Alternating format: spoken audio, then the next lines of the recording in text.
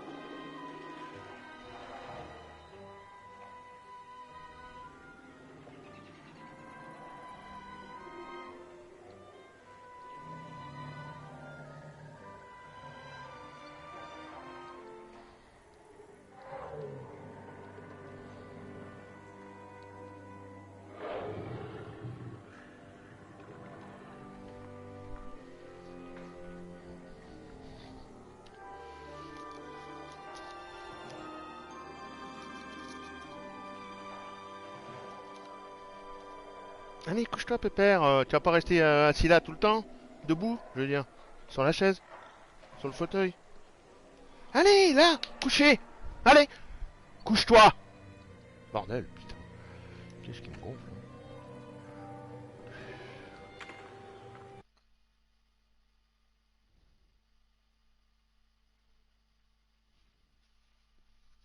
Ah, quand même.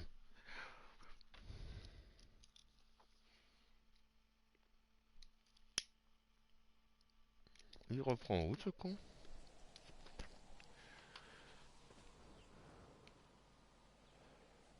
Mais...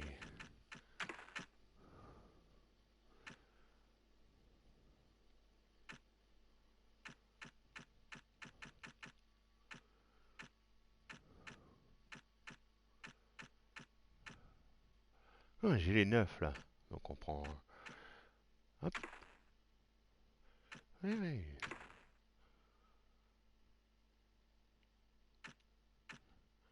Mais...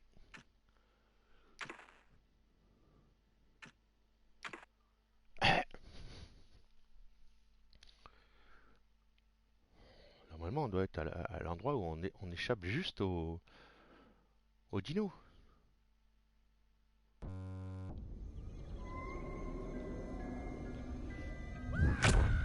What luck! What a miracle!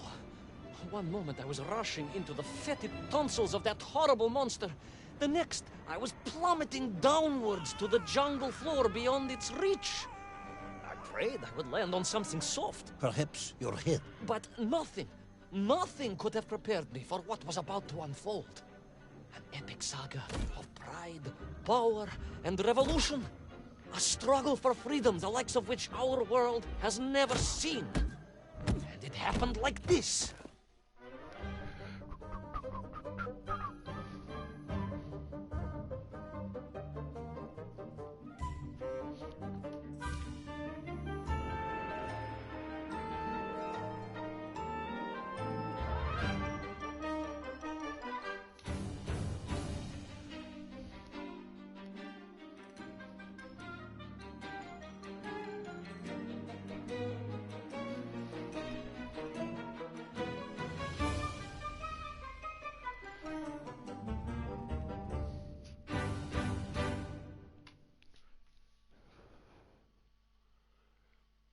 Esclavageage des Mengs.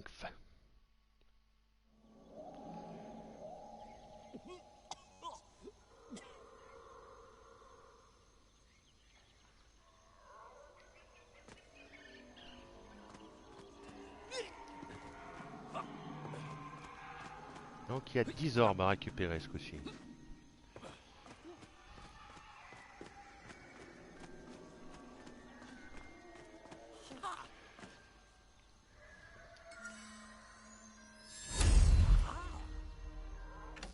Now me, I am a simple man.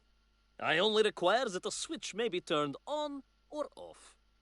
But those clever Agarthans, they made switches that turned themselves off after a time. Oh, what an extraordinary labor-saving stroke of brilliance.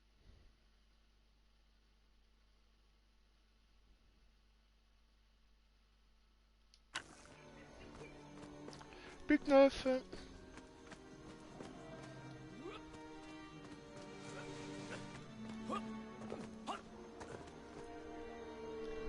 Who were those strange, gentle monsters who towered above me?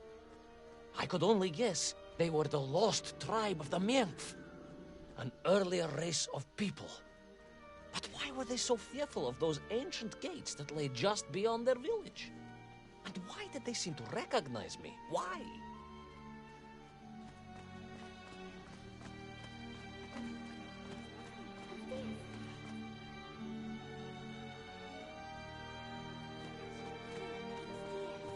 Yes, I'm also wondering why. No, a как же, General? Who was I to question such things? Trapped as I was deep underground. I was more curious, I must admit, about the location of little Orpheus.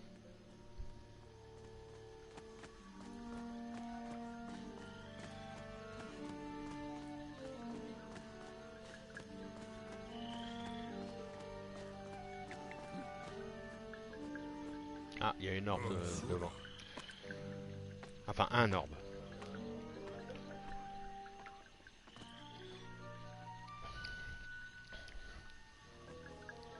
You talk of a great city, a mighty power. Yet your nymph squatted like savages in huts at its boundary. They did. And the answer to that mystery lay beyond my grasp at that point. Because it was a wonder, it truly was.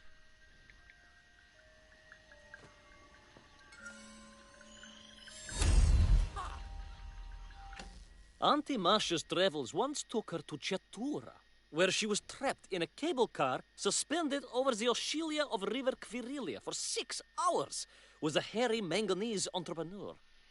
It led to a brief but passionate affair, according to her wonderful diaries. Et de 2. Plus que 8.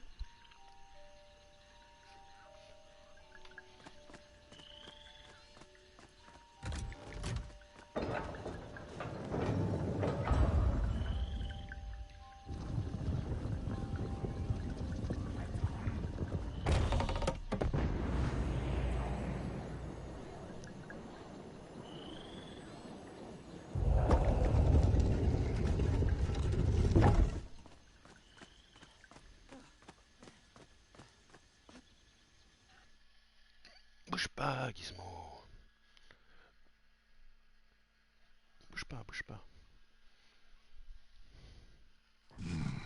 The lost city of Agartha. I hope I may one day see it myself. Oh, General, if only you could. Unfortunately, as I shall explain, should you seek Agartha now, you wouldn't find it. It has been utterly destroyed.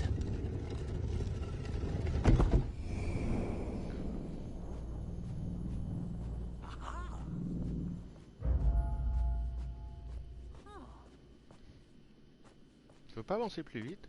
Merci. Utterly destroyed? Utterly, General, a tragic loss. A convenient loss. I imagine archaeologists weeping as I tell you.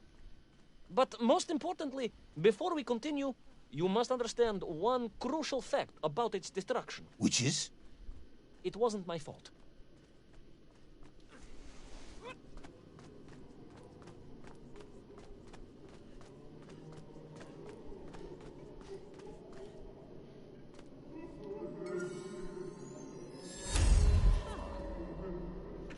But are you sure? I said. It really does smell extremely doggy. And the seat is disagreeably small and cramped. And this aperture on the dashboard near the signal control button is, well, bone-shaped. Nonsense, they cried. What kind of fiend would send a man to the center of the earth in a capsule designed for a suitcase-sized dog?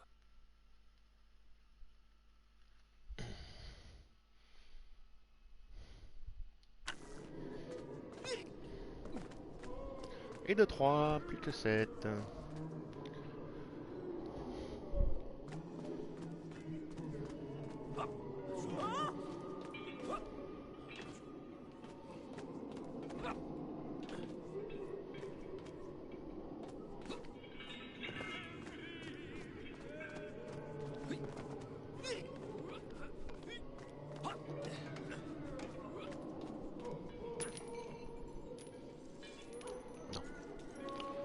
Vers le haut qu'on va. Vers le haut, j'ai dit.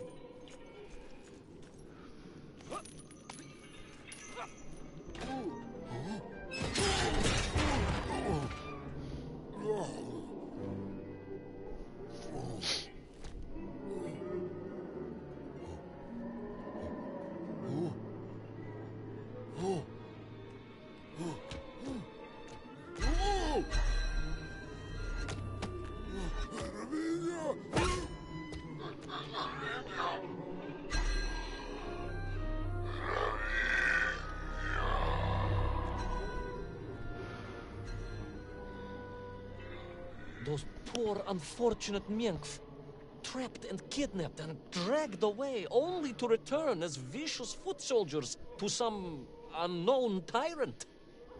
And yet, there was something familiar about the Shtokovna they were forced to wear on their heads, which I was sure were being used to control and enslave them. And what was that? General, it curiously resembled the radio sets I used to tinker with as a child. Radio sets. It was very curious. It was very curious. It was extremely curious.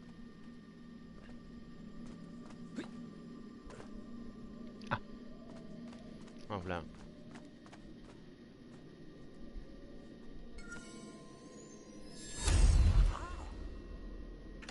My Uncle Arlian was legendarily grumpy.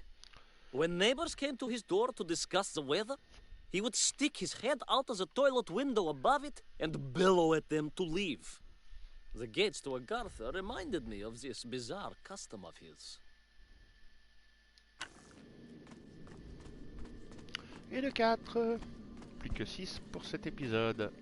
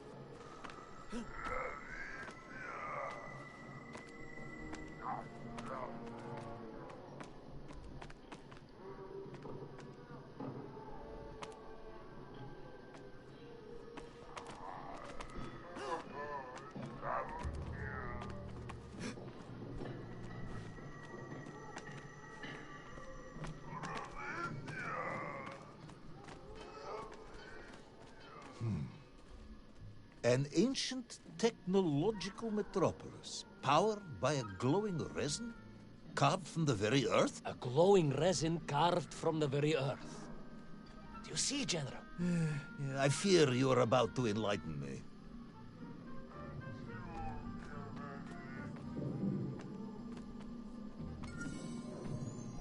Et de 5. They were a clever bunch, those Agarthans. A tragedy that I only saw a fraction of their grand plans before the city was destroyed.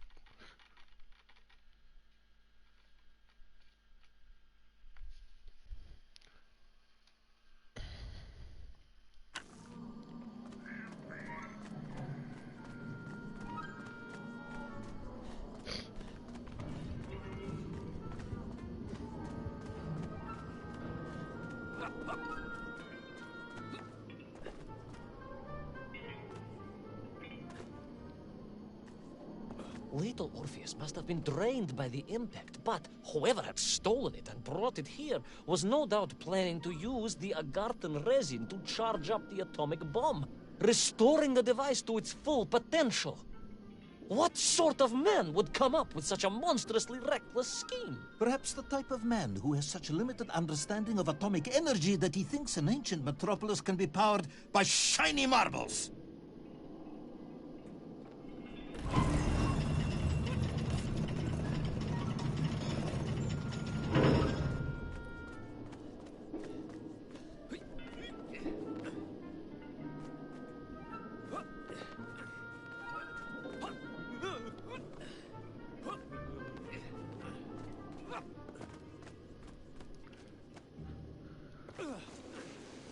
Je regarde un truc. Ah, non. Je regardais s'il n'y avait pas une norme dans ce coin-là. C'est pas grave, je vais réutiliser l'interrupteur. Mais au moins je suis sûr de ne pas rater le truc. Et apparemment je vais redescendre là, donc c'est pas un problème.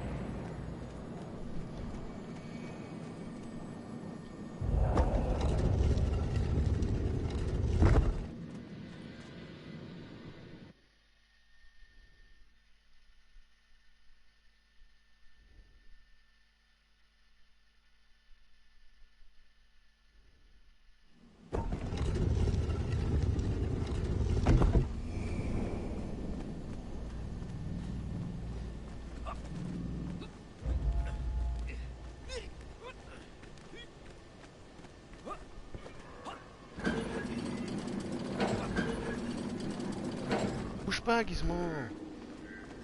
Alors.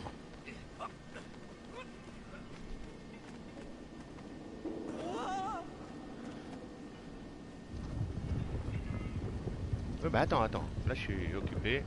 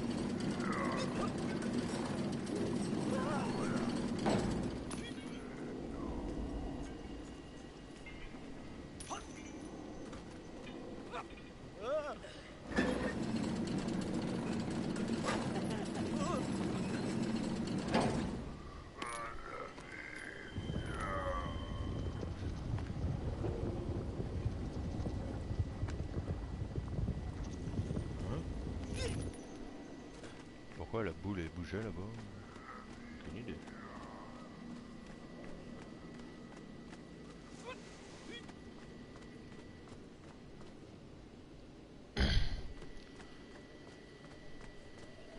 Et de 6.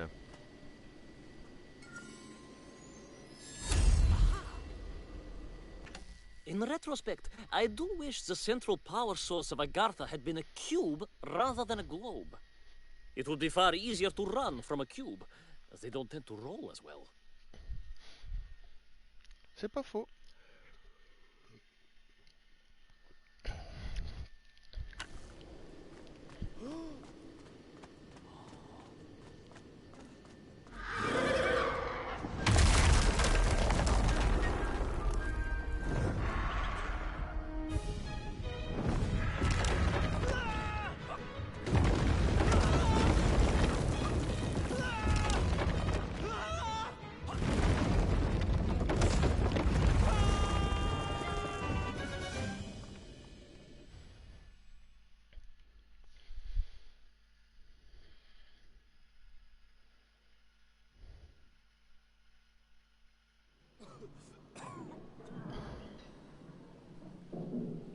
I am curious, Ivan Ivanovich. You talk and talk about this great subterranean city. Yet what you describe sounds strangely familiar. It does in some way bear an uncanny resemblance to the glorious architecture of Comrade Alexei Dushkin. Wouldn't you agree? Danет, General. I have never heard of this great Tavarish Dushkin or his works. Interesting. Because you were photographed on the steps of his marvelous Vysotka na Krasnich Varotach, shaking hands with the Glavny constructor. That was the chief designer? The sweaty little fat man with the bad hearing? Mind your manners. And don't think you can distract me by slandering one of the great visionaries of our time. Without him, neither of us would be sitting here now. I must remember to thank him for that, General.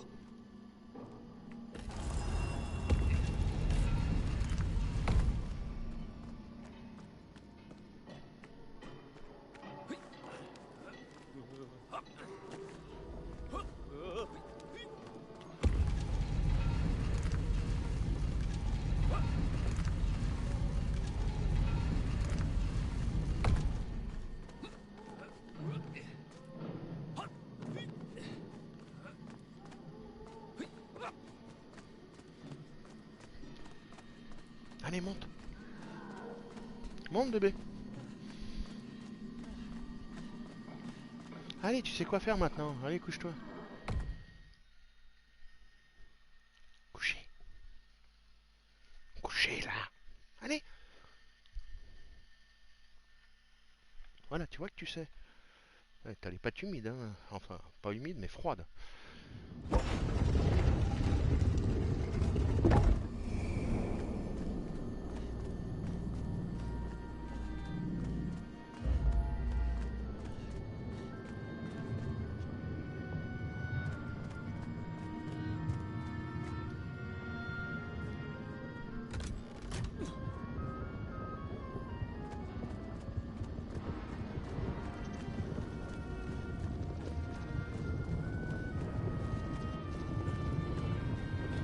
Those enslaved Mink were trying to stop me. I was sure of that now. I find myself sympathizing with them, I must admit. No, General, then I have failed to win you over. Uh-huh. A point of agreement at last.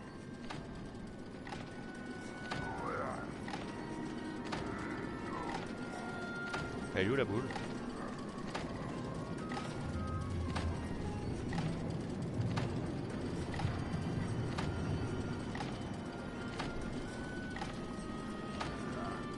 Merde.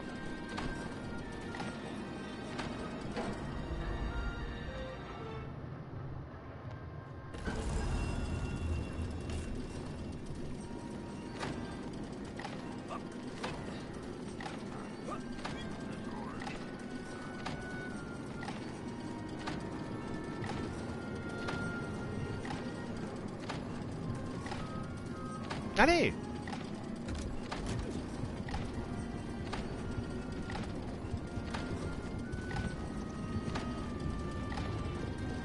Aïe aïe aïe. Ça va, ça passe.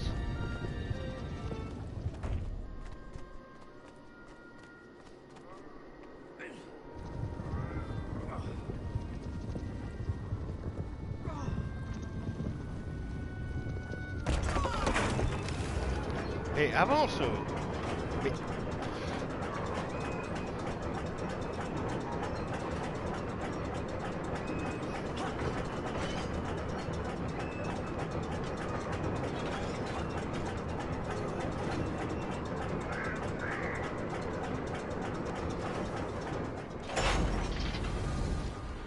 I must ask again, General.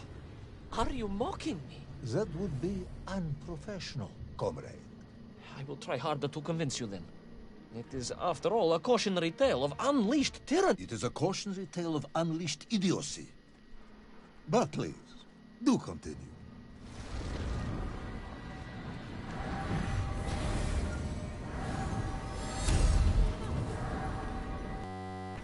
A civilization may be best judged by the scale and diversity of its doors. So opines a criminally unknown philosopher Pridurkin.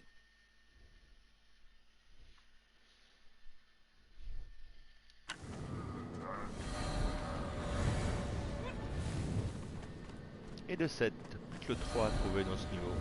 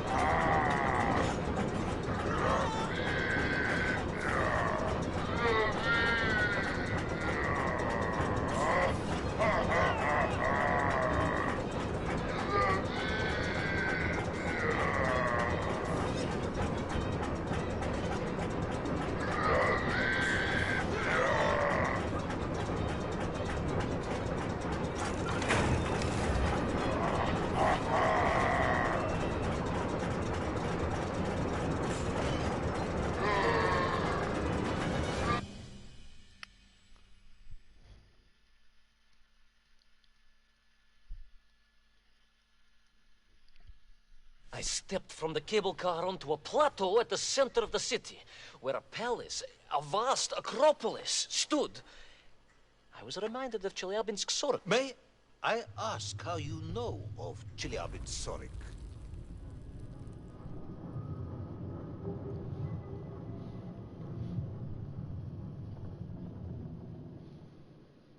Juste un instant.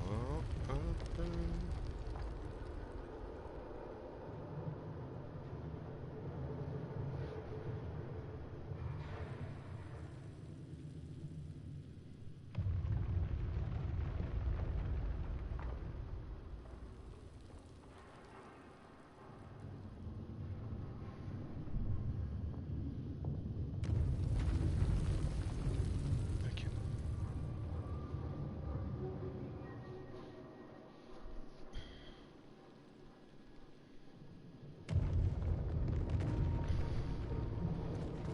My Aunt Masha was a traveling tinker who married a beef investigator from Zlatoust.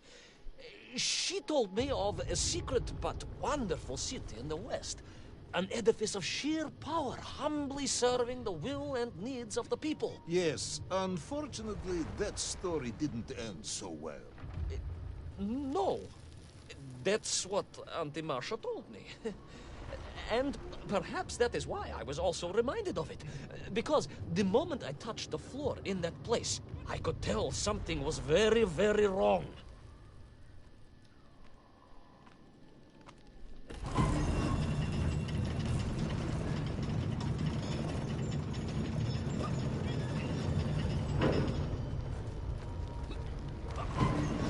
The ground had begun to shake, alarmingly, and the whole city felt as if it was shuddering.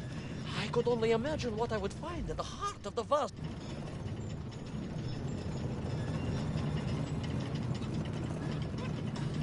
Pourquoi il s'est pas bien foutu sur le...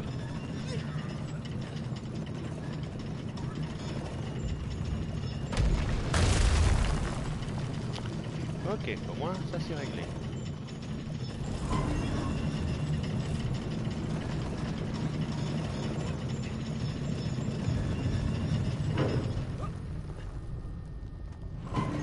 The ground had begun to shake, alarmingly, and the whole city felt as if it was shuddering. I could only imagine what I would find in the heart of the vast temple. If it isn't a giant glowing marble, I'm going to be very disappointed.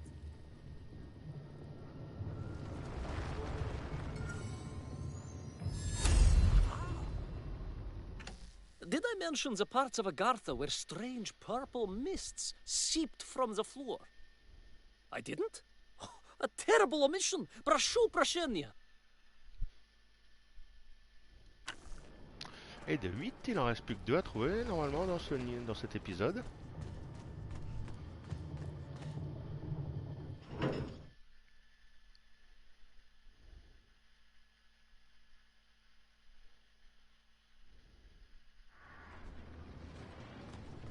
A huge resin sphere that overshadowed all of the others. I caught glimpses through the twisted architecture. And it was then I saw him, the thief, the enslaver, the tyrant, sucking the power from this wondrous city as he drained the very lifeblood of the ancient civilization and drew it into the atomic embrace of little Orpheus. With a song in my heart, I raced onwards to stop him.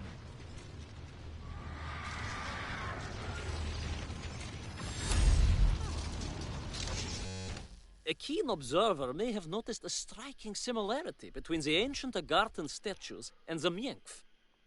Perhaps the general was foolish to write them off as savages. A deeper relationship between the two was clearly there to be discovered. Et de neuf, plus qu'un.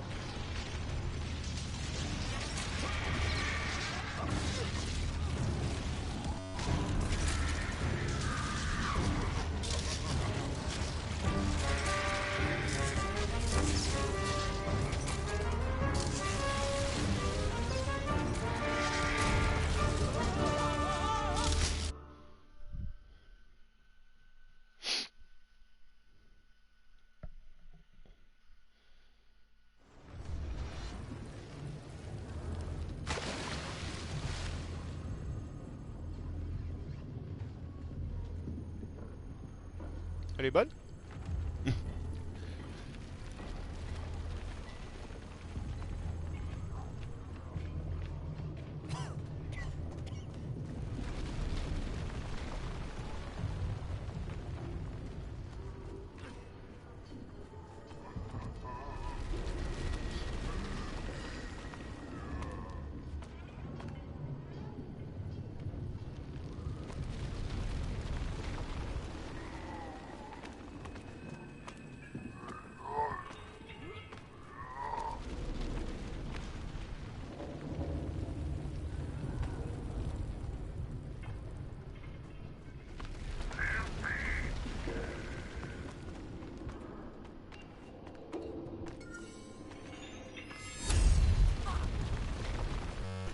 Cousin Pavel once claimed to have met a Mienkf whilst looking for mushrooms in Aktau.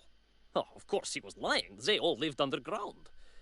I found them to be a truly gentle and civilized people, not the hairy brutes of myth.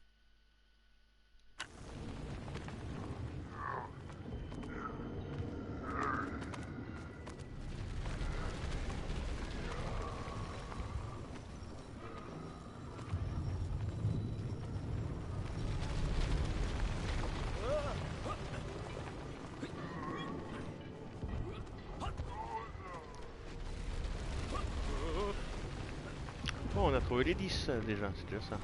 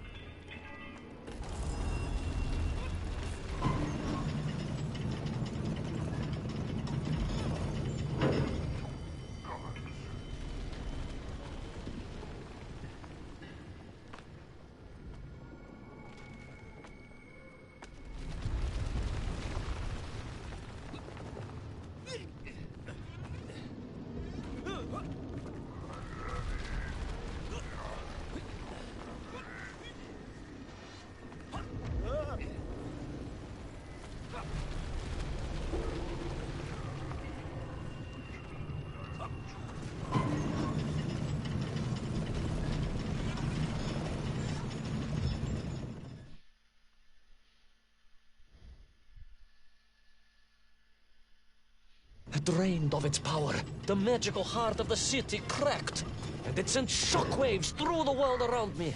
A true monster, General, willing to bring down the mountain itself upon Agartha and bury it forever in his ruthless scheme. I could not save that wondrous place, General, to my shame and regret. But I resolved myself to avenge the Miel, to recapture little Orpheus, and to bring that tyrant to justice.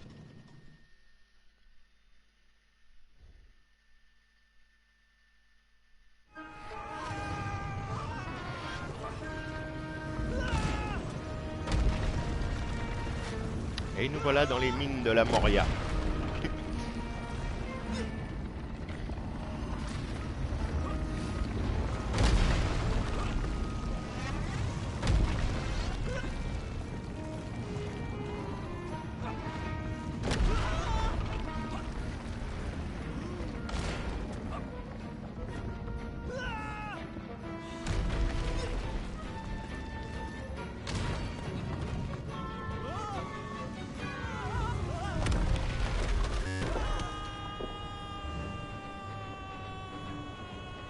Will our plucky yet careless hero fall forever through those unknown skies? Will he discover the identity of the brutal thief commanding the army of the Menk?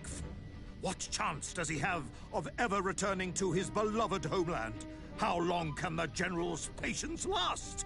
All of these questions and more will definitely be answered in the next exciting episode of Little Orpheus!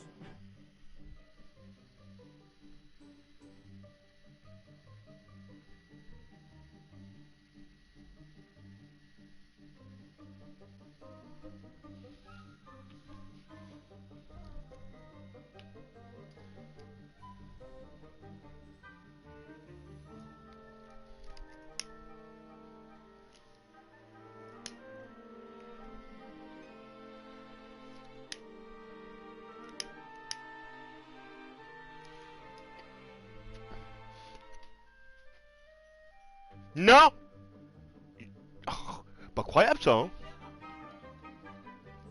Mais...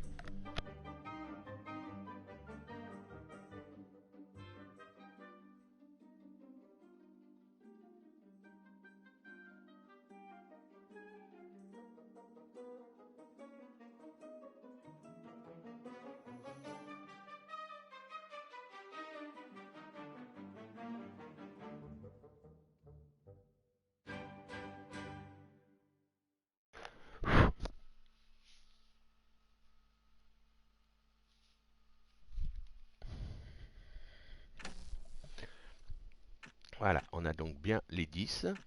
Là, dans des baleines et des vers, on en a 9 à récupérer. Qu'est-ce qu'il me chante, lui?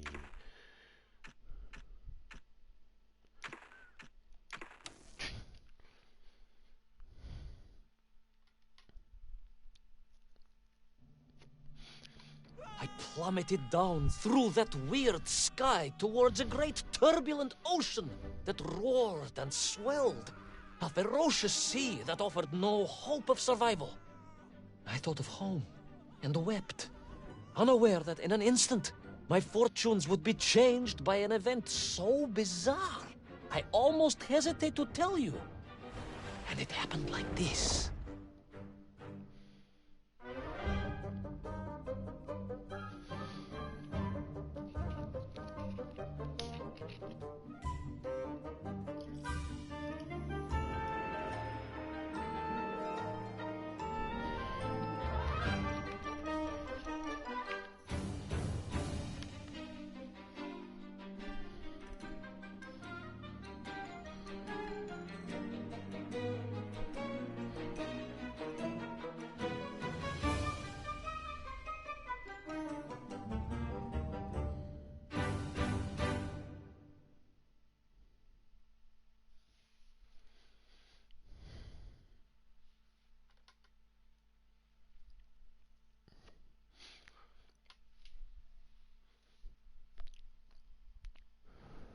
A giant whale? It was huge, General. You were swallowed by a giant whale. Yes, General. You look remarkably well for a man who was swallowed by a whale. I am blessed with a strong constitution, General.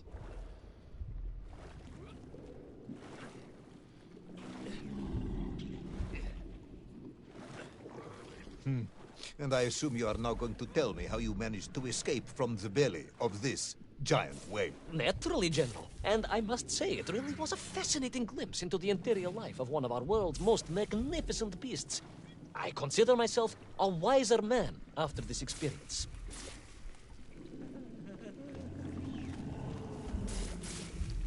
Et de 1.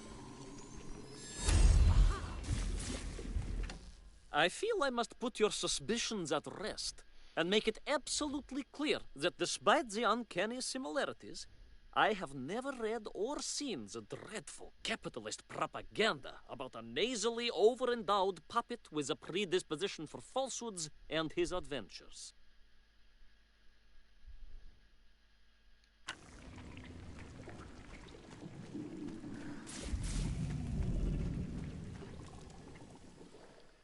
Plus que 8 à trouver.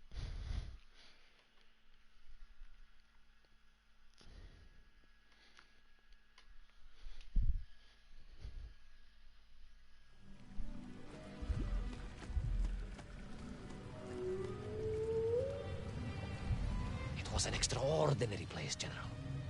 I could perhaps deliver a lecture on the subject to Moscow University's Zoological Society, if you like. I only want to help. The Moscow University Zoological Society has, I suspect, better things to do than listen to the ramblings of a man who claims he was swallowed by a whale.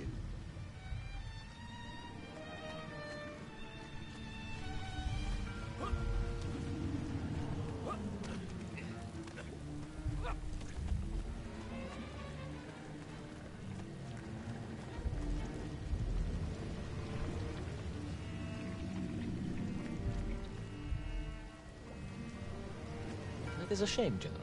People can be so closed-minded. I, on the other hand, had little choice but to hear you out. For your own sake, Ivan Ivanovich, I must urge you to be brief. Absolutely, General. I will tell you directly of my miraculous escape from the belly of the whale. You simply won't believe what happened next. That is becoming a dangerously overused phrase, comrade.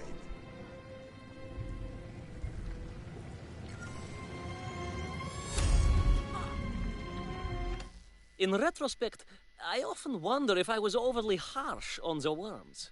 They were simply doing as their nature intended, which was to be disgusting, parasitic monsters driven to consume and excrete with wild abandon.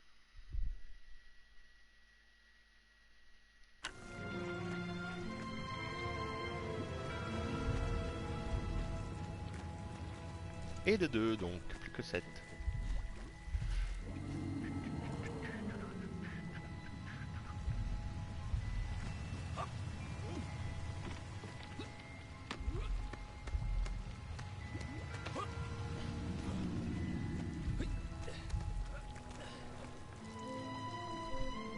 And so I found myself deep within the whale's organs.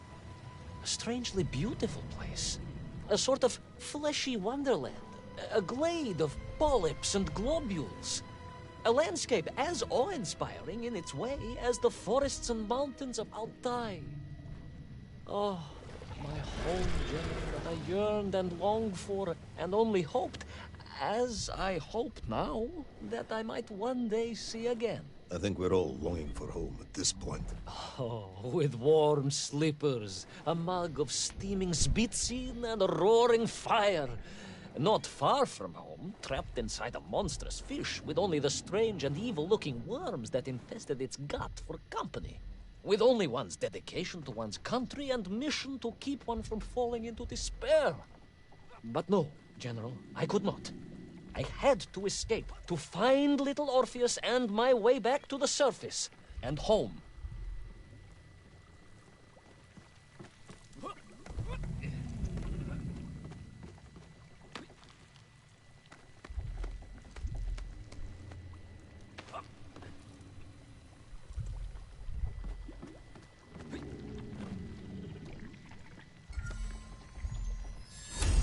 Et de 3. I, too, once labored under the misunderstanding that whales were agromny ribi, giant fish. Imagine my wonder and surprise to discover they are indeed mammals like us. I have explained this common error to every fishmonger in Jorsali. No need to thank me, it's simply my duty. Because he's...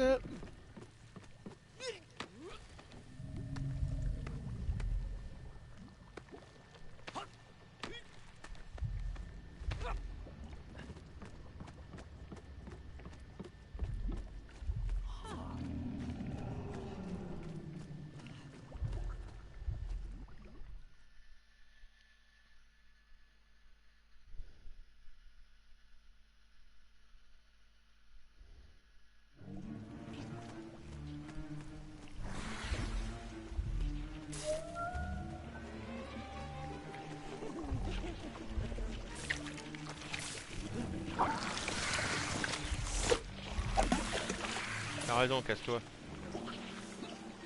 Worms, you say?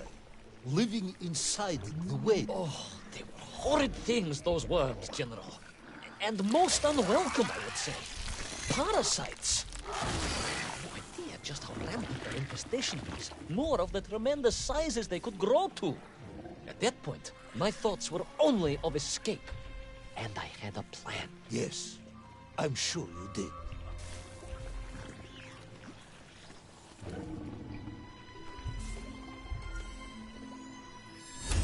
Et de 4. Ah, the smaller worms. If you were to meet one under kinder circumstances, you'd be forgiven for thinking they were adorable little creatures.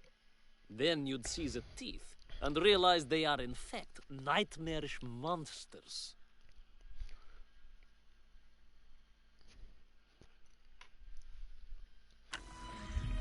Plus que 5.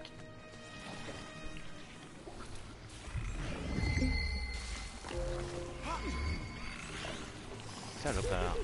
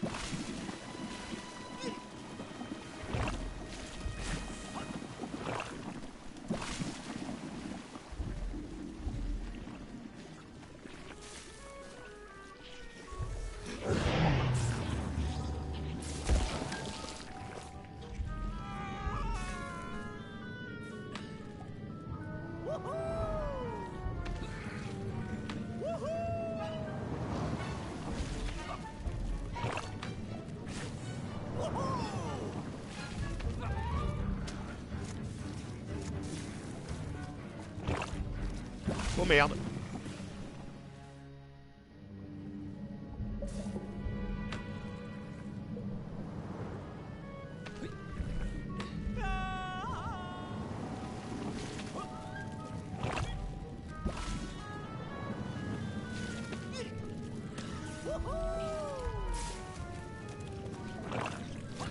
These worms, they made your Nivirayatni whale sick.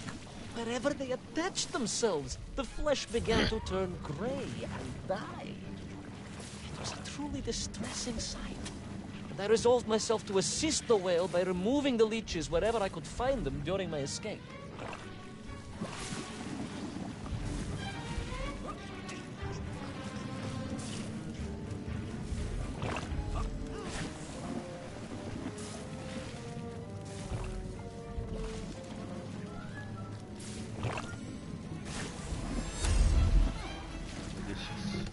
It It is little wonder the worms were so angry, given they were covered with pus-oozing buboes and spots. My nephew Sergei was similarly afflicted between the ages of 12 and 48. A tragic outcome for the little chap, Bidyaga.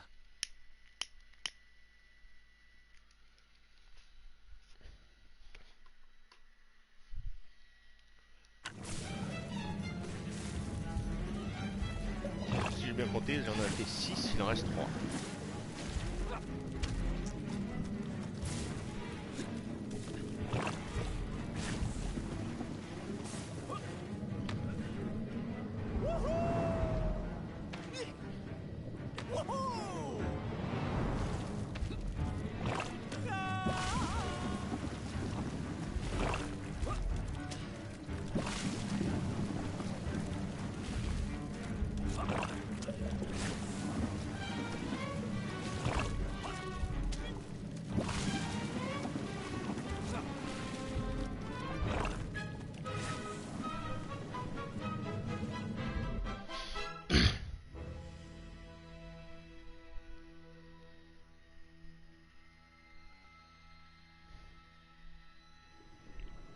In my mind, it was a simple plan, General.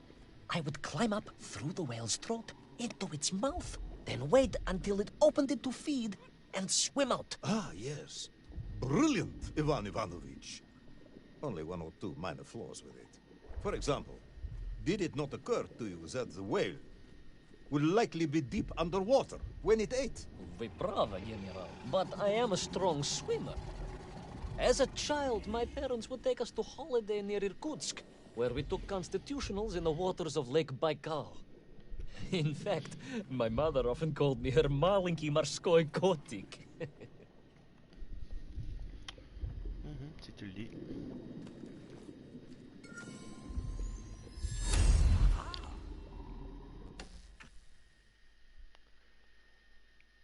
Hein? J'ai débloqué l'autre tenue, donc on doit être à 19 et 7. Non, 6. Je sais plus. Bon, par contre, celle-là, c'est le. C'est celui-là. Some may describe me as a born storyteller, a прирожденный рассказчик, a raconteur of remarkable range, power, and ability, an intimidatingly lovable hero. But my own modesty must protest such complimenting. No, I am a simple man, a humble man. Ask anyone. They all agree.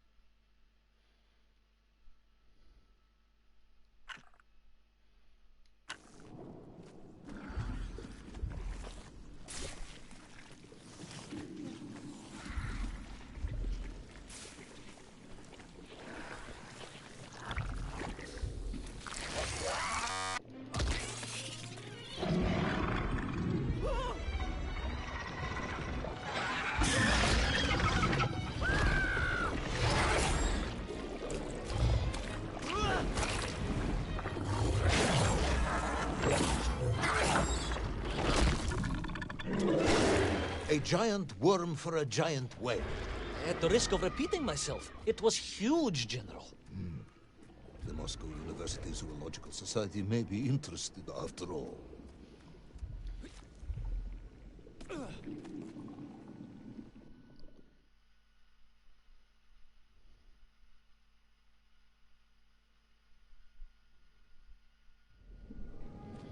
Attends, est-ce que j'ai un moyen de savoir? Ah, 6, voilà, il m'en reste 3. C'est bien ce qui me semblait. Let us take a moment, Ivan Ivanovich. Your ridiculous plan to escape through the mouth of the whale failing, you would now have me believe you had embarked on some misguided crusade to free it of the worm infestation. To what end, exactly? When one suffers, we all suffer, General.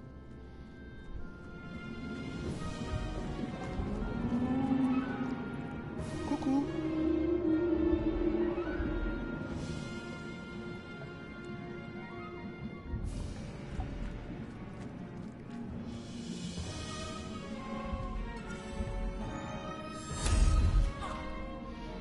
Et de 7. I don't recall ever seeing another whale, but I have heard they are sociable creatures. Perhaps the sheer size of the brute made the others keep their distance. I do wonder what the view from the eye might have been like otherwise.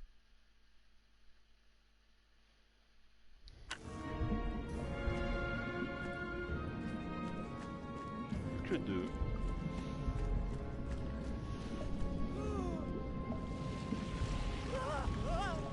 Your ideological commitment is admirable, comrade, but... I concluded that if I could find the root of the infestation and neutralize it, the whale could mount a spirited counterattack against the worms.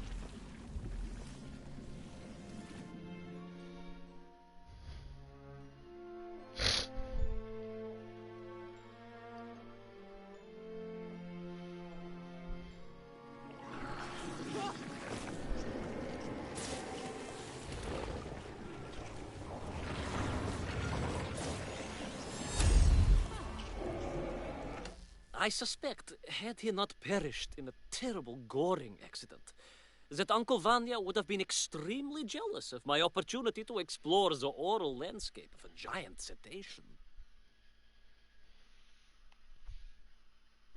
Donc ça nous en fait 8, il en reste plus qu'un.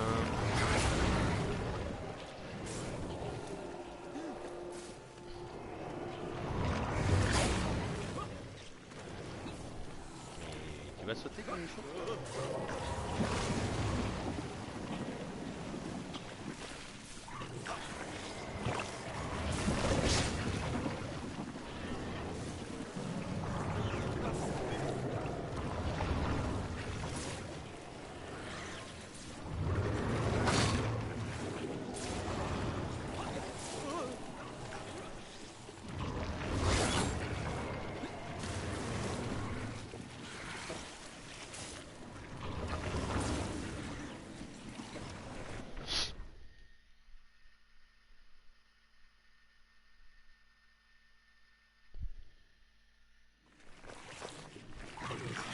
And then, victorious, the whale would surface to expel the remaining poisonous muck and slime from its body. And at that point, I could escape through the nearest convenient orifice. In this case, most likely the blowhole. That is the most revolting thing I've ever heard. General, we are Russians. We have withstood the sheer force of nature and history and emerged triumphant. An expedition through the nasal sphincter of a gargantuan whale is nothing to us.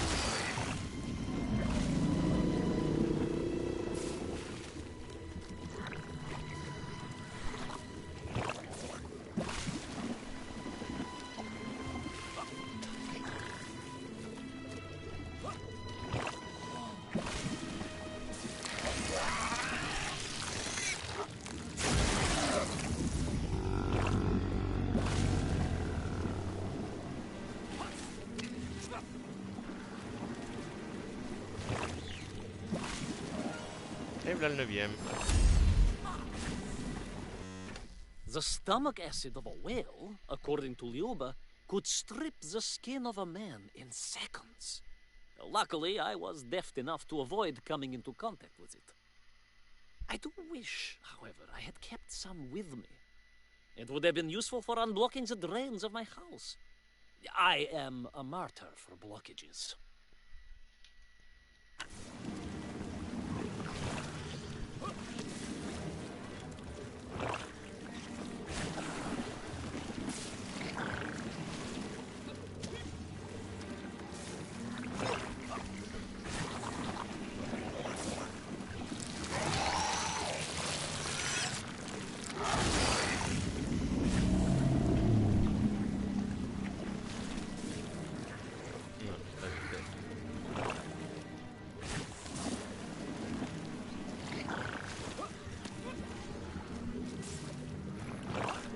J'ai failli être trop court. Hein.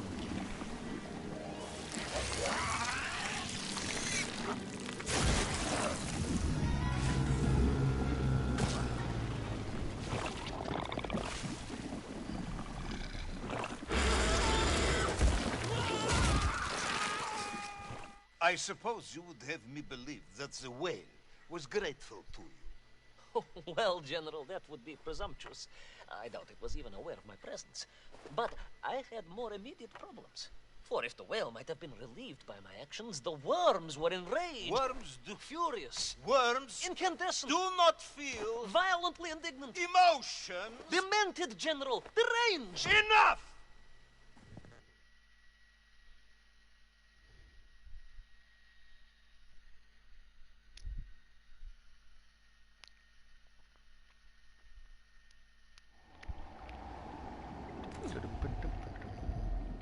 On se casse.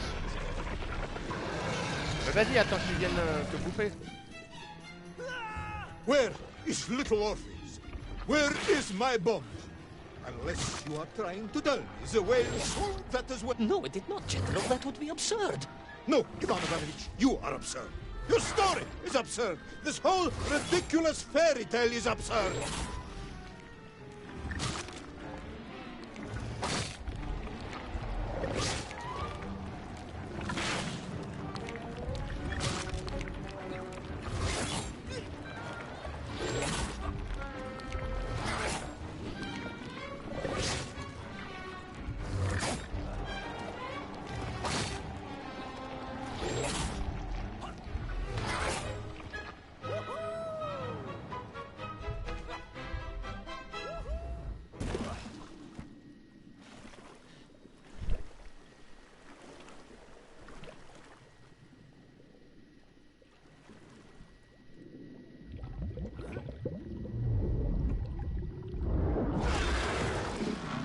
Will our brave yet foolhardy hero escape the furious worm? Will he be doomed to spend his days trapped in the innards of a bad-tempered cetacean? Where is the whale swimming to in such a rush? And what will it do when it gets there? Is the general about to lose his temper and order the cosmonaut shot? All of these questions and more must surely be answered in the next exciting episode of Little Orpheus! Bouge pas, bouge pas.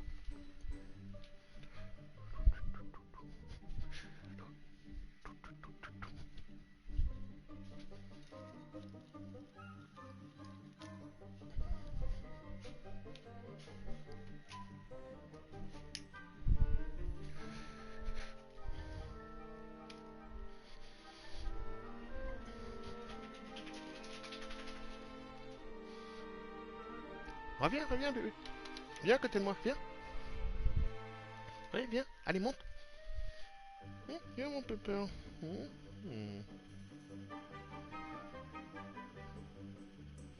Allez, monte. Monte. Ah. Tu veux sortir un peu?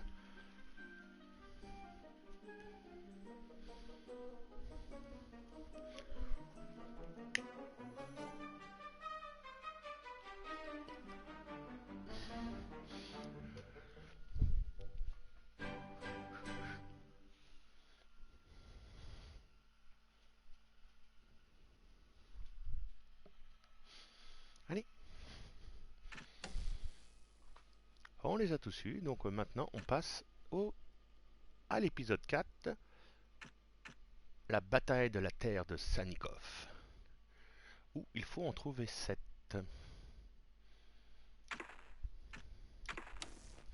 Allez, couche-toi.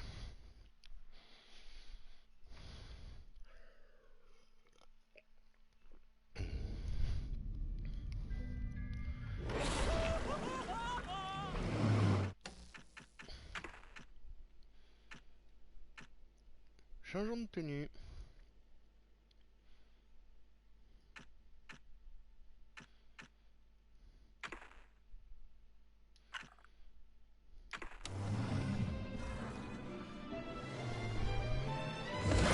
I flew from the whale's blowhole like a supersonic jet.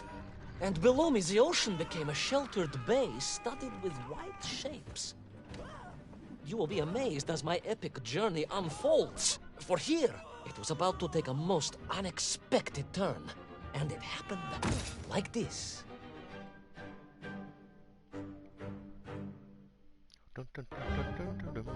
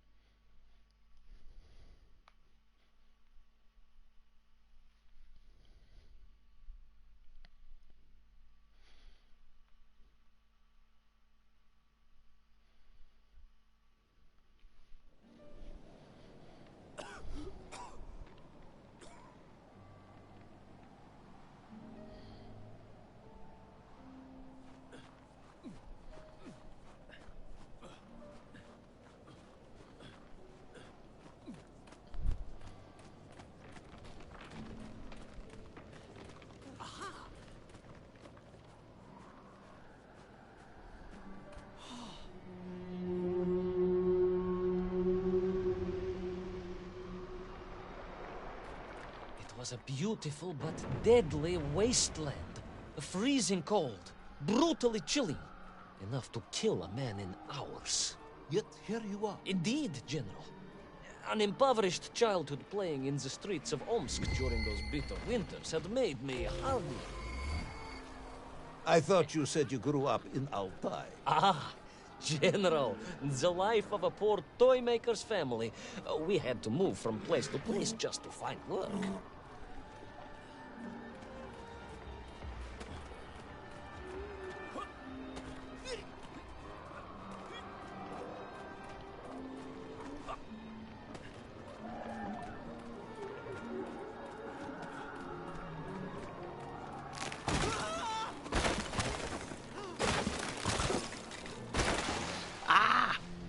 Il était trop lent.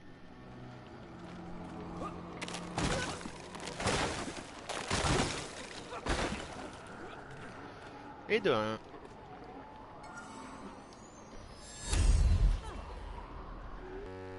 Toll. That maniacal maniac. That dreadful villain. A Rasputin in rags and tatters. Once a great hero, now a poor mad tyrant. But how to best describe him to you?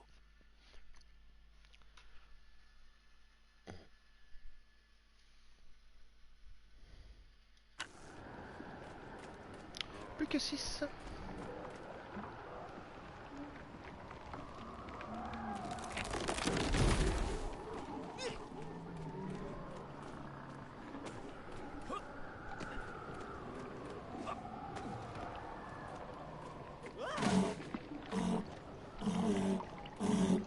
Bon, tu vas faire un bain forcé, toi?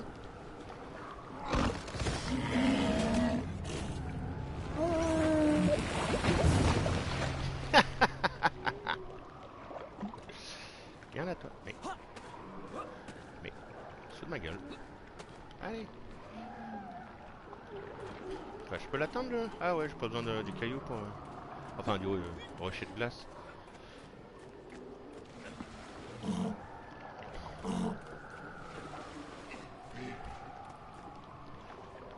Et de 2.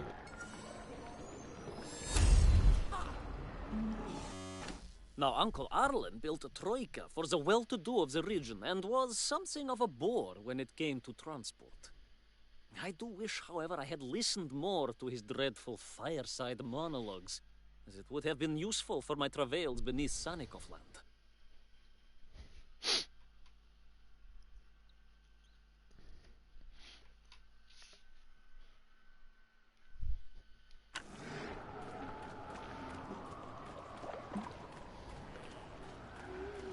Alors lui, il prend de la place.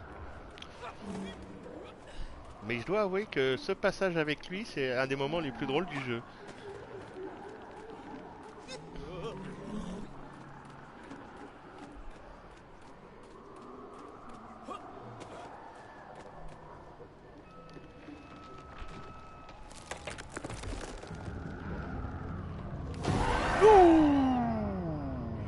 Plouf.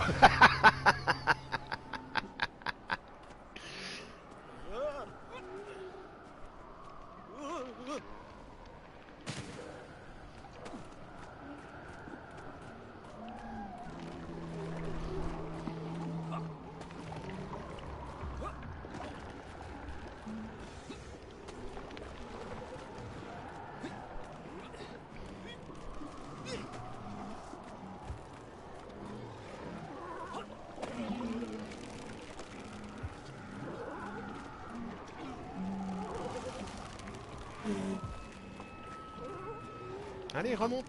Monte, bébé.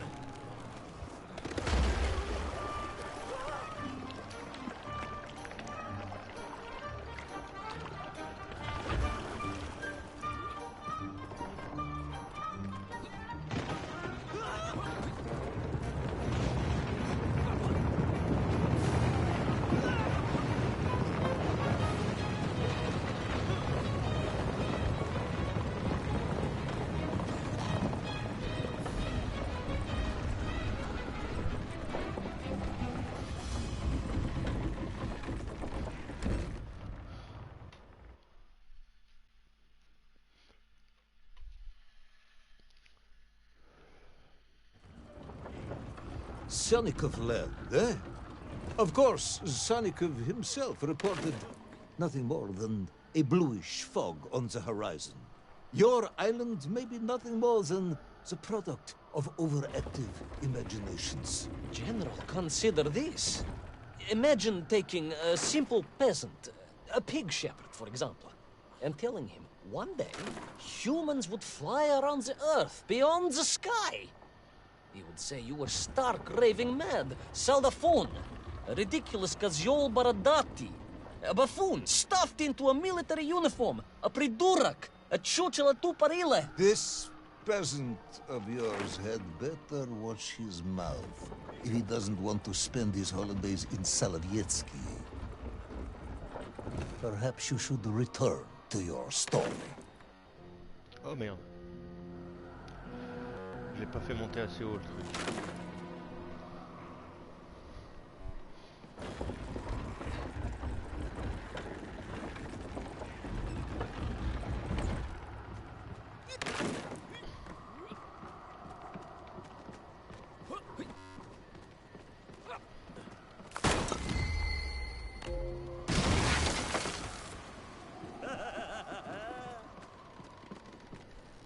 Et de 3. I have no idea what Uncle Arlen would have made of Toll's sled. It reminded me somewhat of Dziad Moroz, although clearly missing the tree. It made me wonder if Sanikov land was directly underneath Veliki Ustchuk. Wouldn't that be a thing?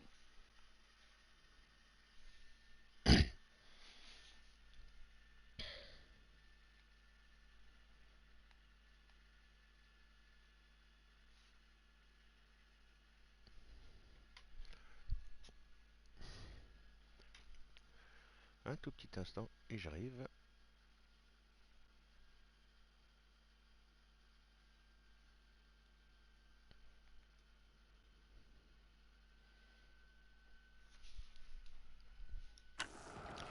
Donc on disait There in the 3, cliff. il en reste 4. I could not believe it. A hairy elephant, trapped and frozen in the ice. A mammoth? No, General, a hairy elephant. Who would think such a thing could be?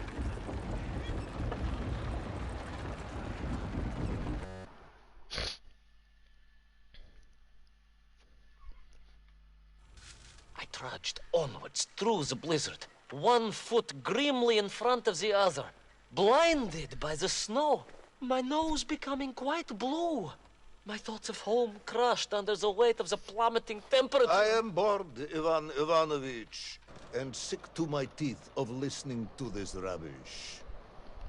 Let us speak plainly now. You will tell me where my bomb is, or I will have you shot. I am just getting to that, General. Shot! Comrade Primal! Shot with real bullets, fired from a real gun, not some ludicrous Bultavia about lost cities and dinosaurs and mink and mammoth. That was a hairy elephant. No! I will not tolerate any more! Where is the bomb, Ivan Ivanovich?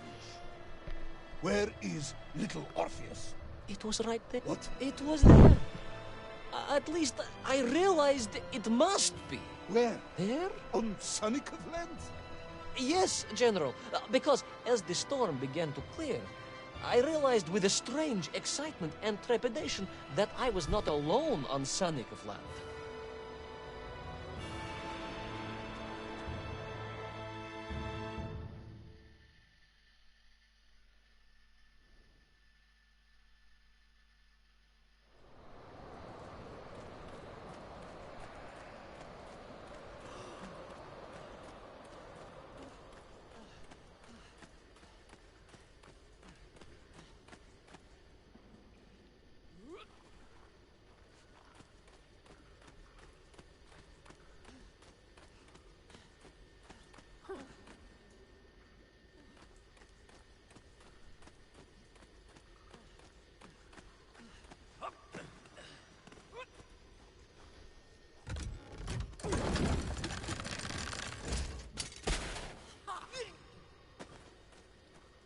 Wait. Go back. You say these lifeboats came from Zarya. A Russian ship? Zarya returned home, but not with all of her crew. And here were the missing lifeboats, trapped in the ice for all of these years. And it could only mean one thing. That you are continuing to hang Laksha on my ears.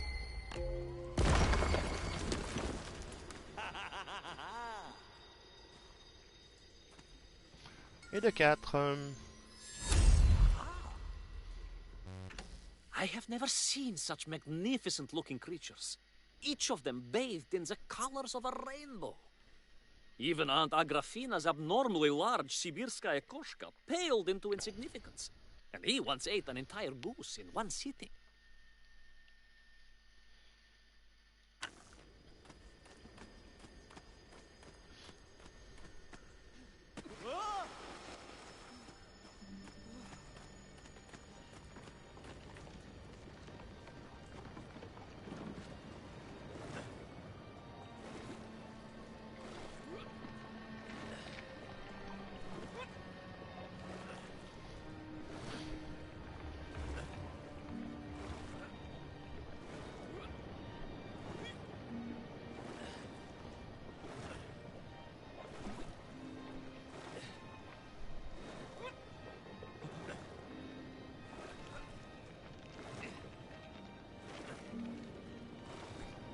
Baron Edward von Toll. Of course, I remember reading about his tragic expedition at school. We were taught he had died a hero's death out on the icy wastes, searching for Sonicov land. Yet what if, in doing so, he had sailed accidentally into the interior, deep below the crust of the world? A fellow citizen of the surface. I had to try and find him.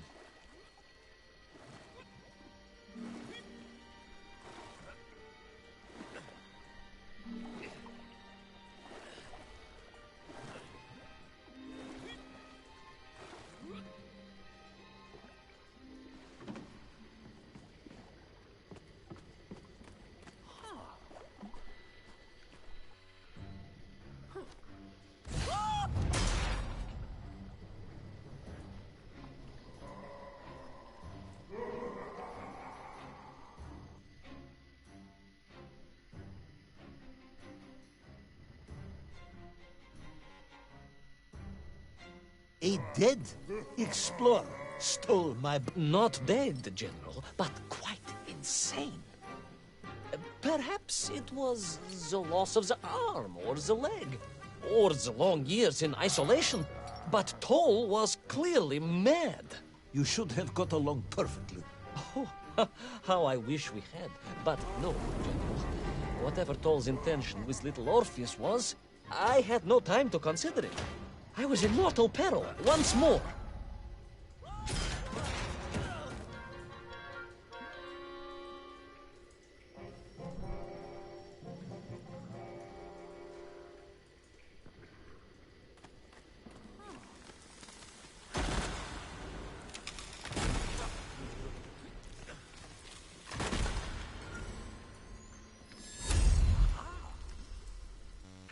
5 Given the plus meager 2. resources available to them, the Miank had to improvise shelters as best they could to protect themselves from the icy wastelands. Thankfully, they didn't seem to feel the cold as we do. Thicker skin, I believe. Donc comme je disais, 5, plus que 2 à trouver dans ce...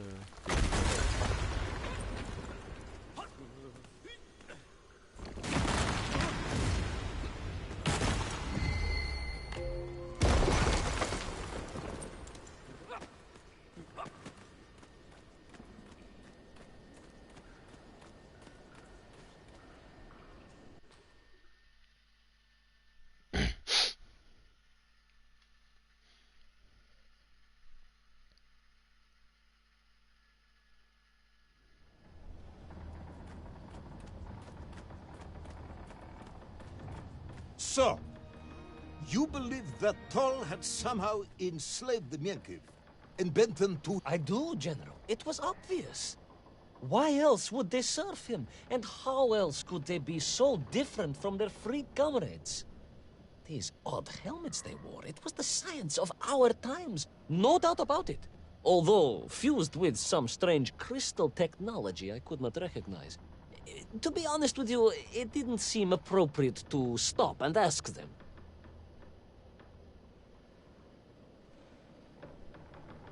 Et de 6, plus qu'un. How Senecoff land ended up beyond the Earth's crust remains a mystery. But the fact it and Toll were miles underground explains why the Satko and others could never find it. Now it is fashionable to claim it melted. Melted? What a preposterous idea. Who ever heard of a whole island melting?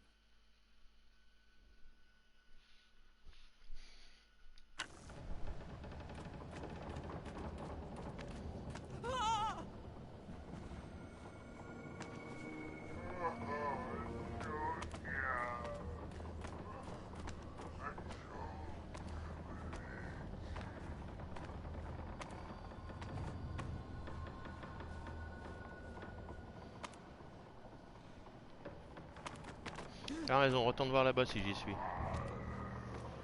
Allez, plus vite, il est plus là.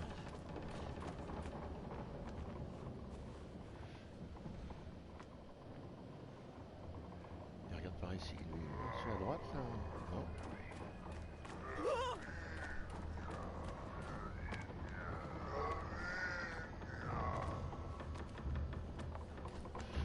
Non, je ne vais pas avoir le temps. Quoique, si j'aurais eu le temps.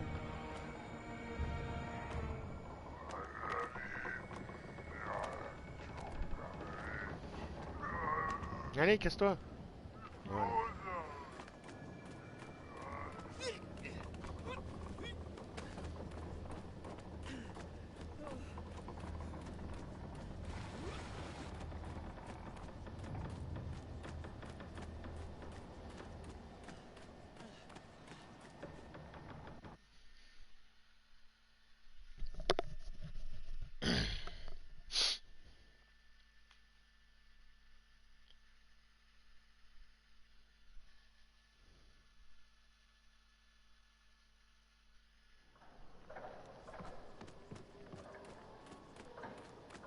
Bouge pas, Gizmo.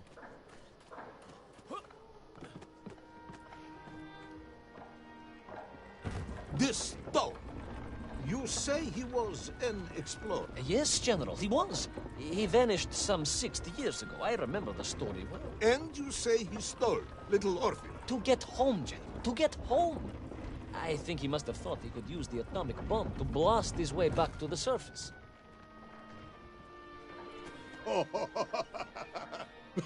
Brilliant, Ivan Ivanovich! And you expect me to believe that a 100-year-old madman not only survived below the Earth's crust, but enslaved his Mienkiv, explored the lost worlds, and discovered the secrets of atomic power, all by himself? A Tsarist general. An imperialist. No doubt harking back to the terrible days before the Great Revolution. Mais... And Estonian. Estonian? Estonian, General. They are wily people.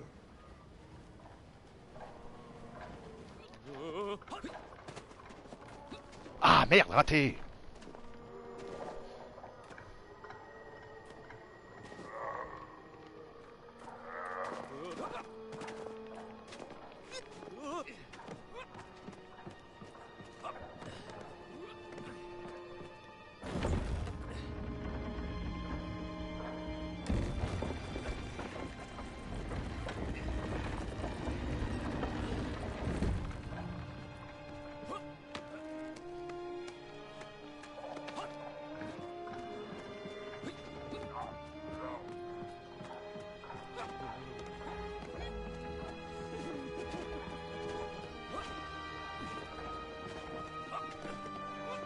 The slave mines stretched away into the distance, and I sometimes wondered if I would ever find my way out.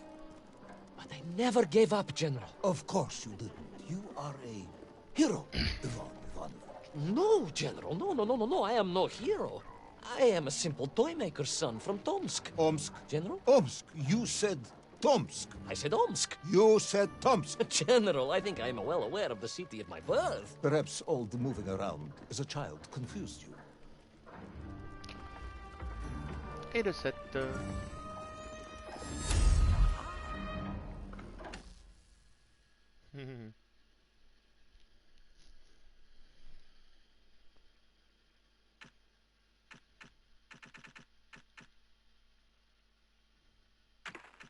My father once met Obruchev in Kazatskaya Banya. He said he was a quite brilliant and charming man with an extraordinarily hairy back. Despite this distraction, my father listened in awe as Obruchev told marvelous tales of his expeditions and discoveries, until it was nearly time for supper and they were both boiled quite pink.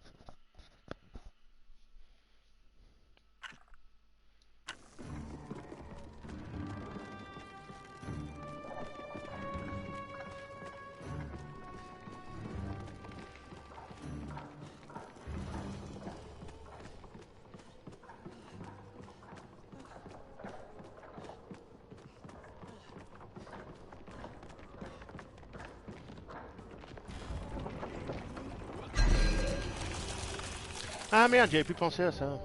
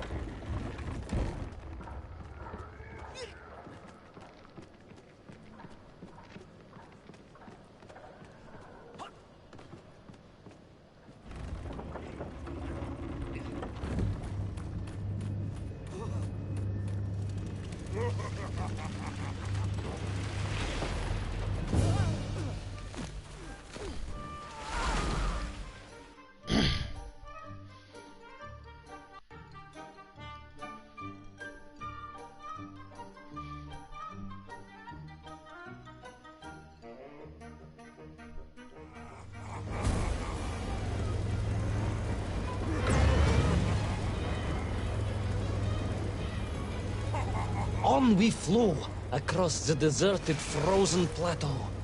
I was single-minded in my pursuit, dogged in my determination.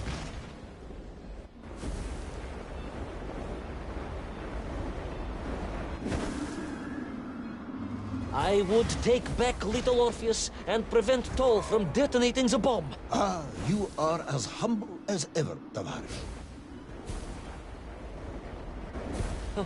Well, General, you are a great military leader, a great strategist, whereas I am simply the humble son of a watch toy maker, and driven by patriotic fever with no regard for my own safety.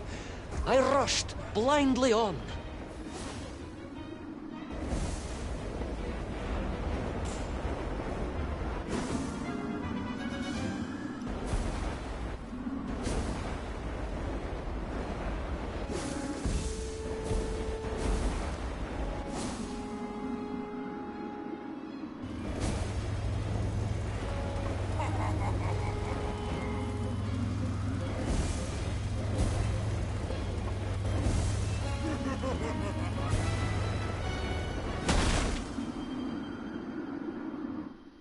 Bah quoi?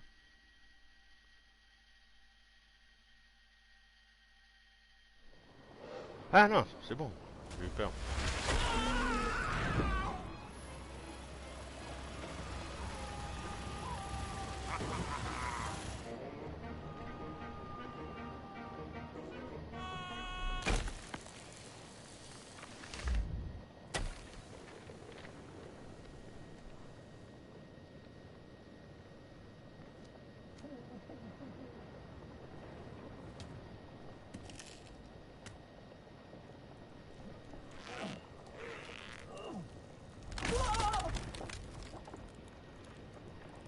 Will our courageous yet unfortunate hero drown in the depths of an inhospitable frozen sea? Will he thaw out in time to prevent Toll from detonating the bomb? Will the general holiday in Omsk next year? Or Tomsk? Or perhaps both? What exactly is the difference between a mammoth and a hairy elephant? All of these questions and more should almost certainly be answered in the next exciting episode of Little Orpheus!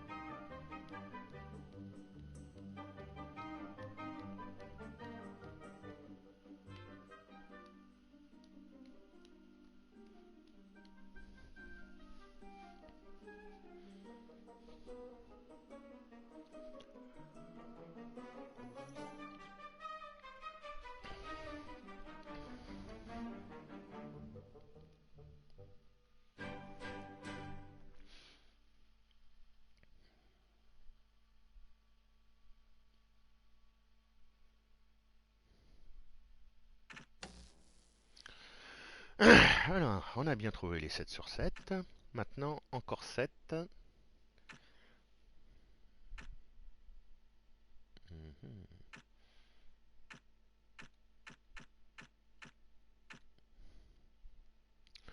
Dans Sous les vagues de Molyopka.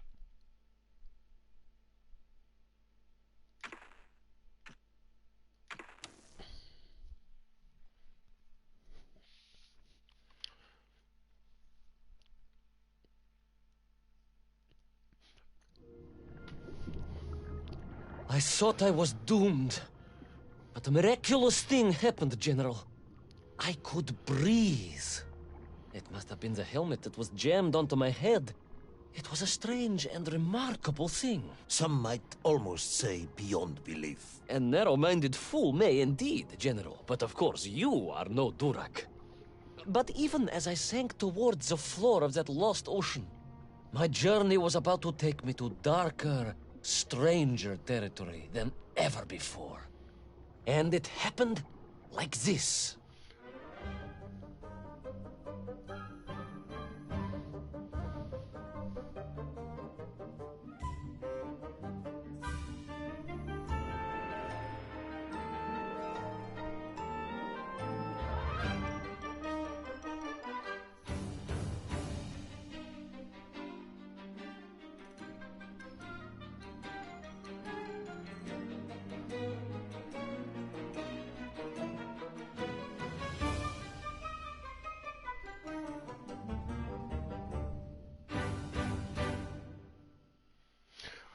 En fait, je vais garder certains costumes parce que il y a un trophée pour faire l'épisode 5, finir l'épisode 3, donc la baleine et les vers, avec le costume de Laika, finir ce niveau 5 avec la tenue de Morse.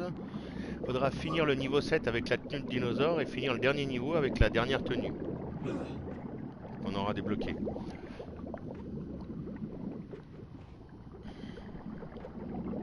Donc autant réussir à récupérer tous les trophées, hein, tant qu'à faire.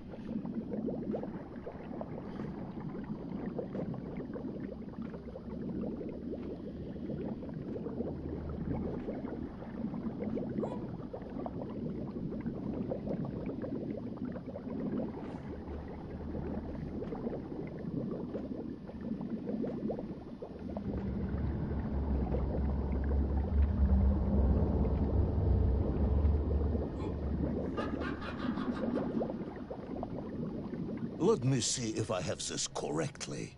After narrowly failing to apprehend the mad missing explorer Toll and recapture my atomic bomb in your giant snowball, you fell through thin ice and sank to the bottom of a subterranean ocean, discovering along the way that the mind control helmet you had accidentally wedged onto your head enabled you to breathe underwater and resume your pursuit across the seabed. Voilà, c'est ça. Ouais, quand tu veux, t'es pas si con que ça, en général.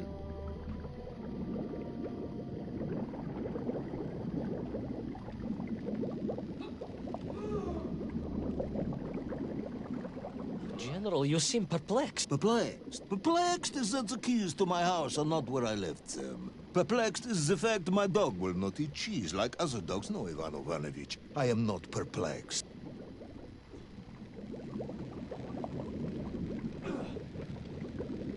Intrigued, then, perhaps? I'm not sure intrigued is the correct term either. Enraged at being taken for a simpleton? Now that, perhaps, is a better way of describing my current state of mind.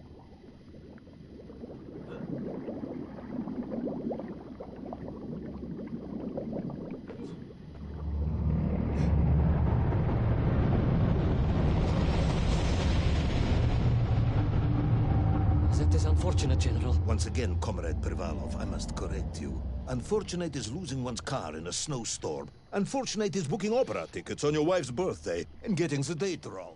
Oh, was she furious? That is not the issue! Furious. However, now that is a good word. I could speak with your wife.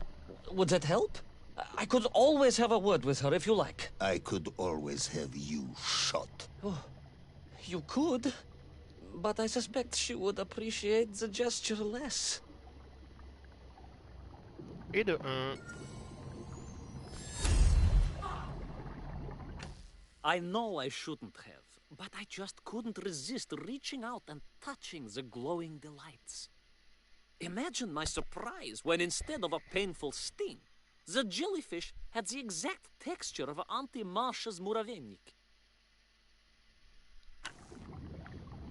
Allez, plus que 6.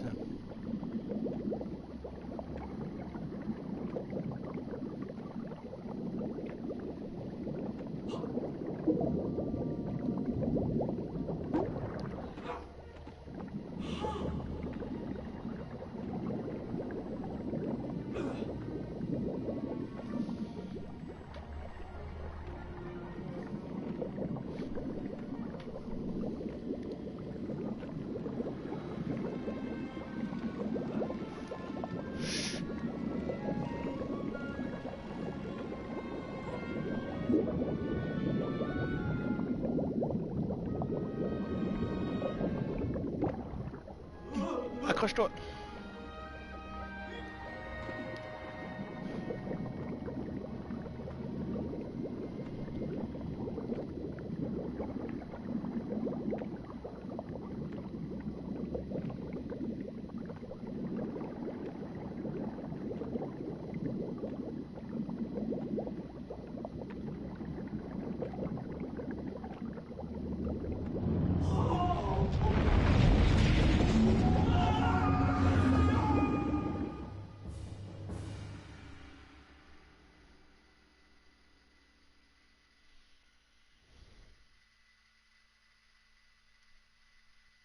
A kraken.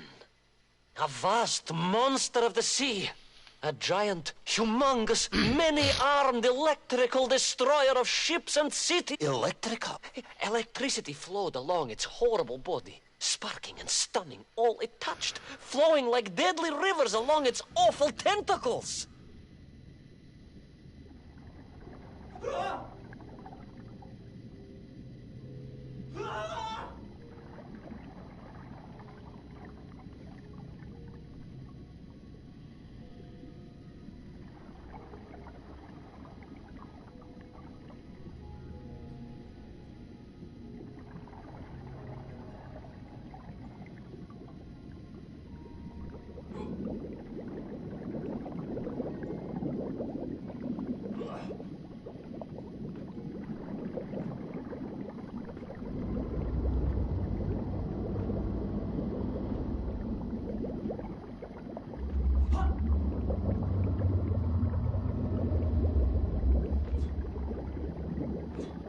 A sobering discovery.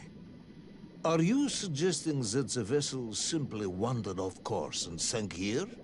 That seems unlikely even by your standards. No, General, I only wish that were true. The mighty ship showed terrible scars, signs of having been grappled and torn asunder by some huge and terrible adversary.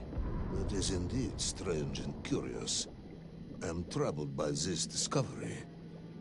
Might you almost be perplexed, perhaps? Don't push your luck.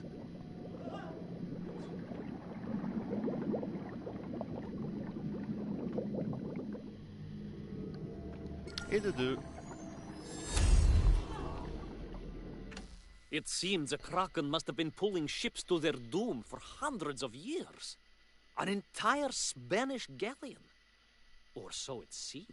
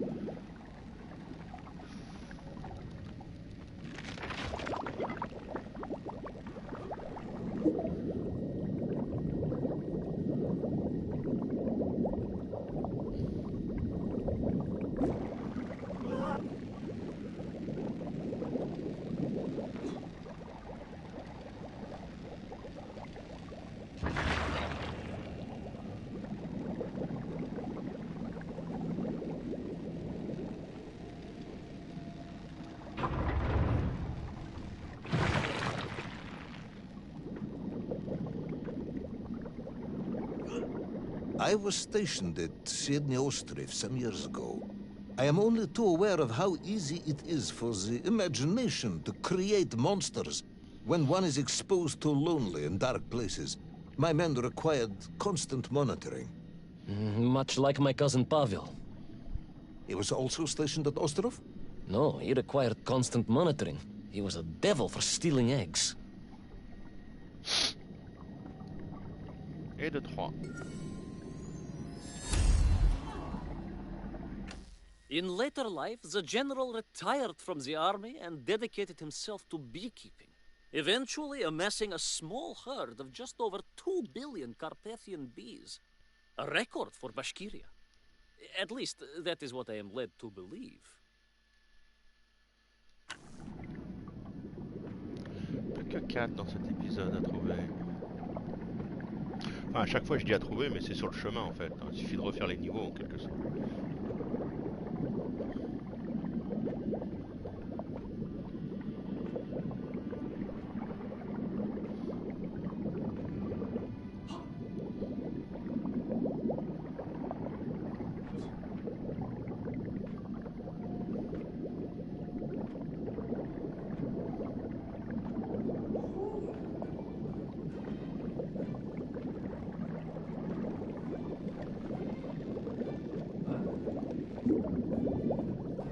I was referring to the fear that something is lurking in the darkness. Something strange, brutish, and ill-intentioned. Again, that sounds much like my cousin Pavel.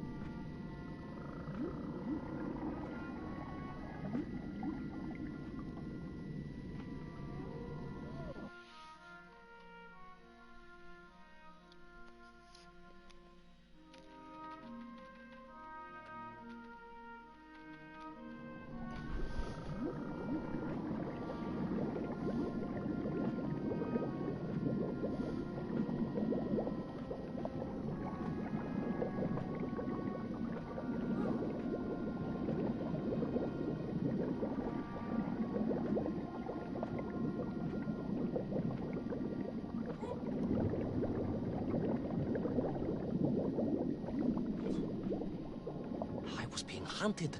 There was no doubt about it, and escape was all I could think about. Naturally. That and duty.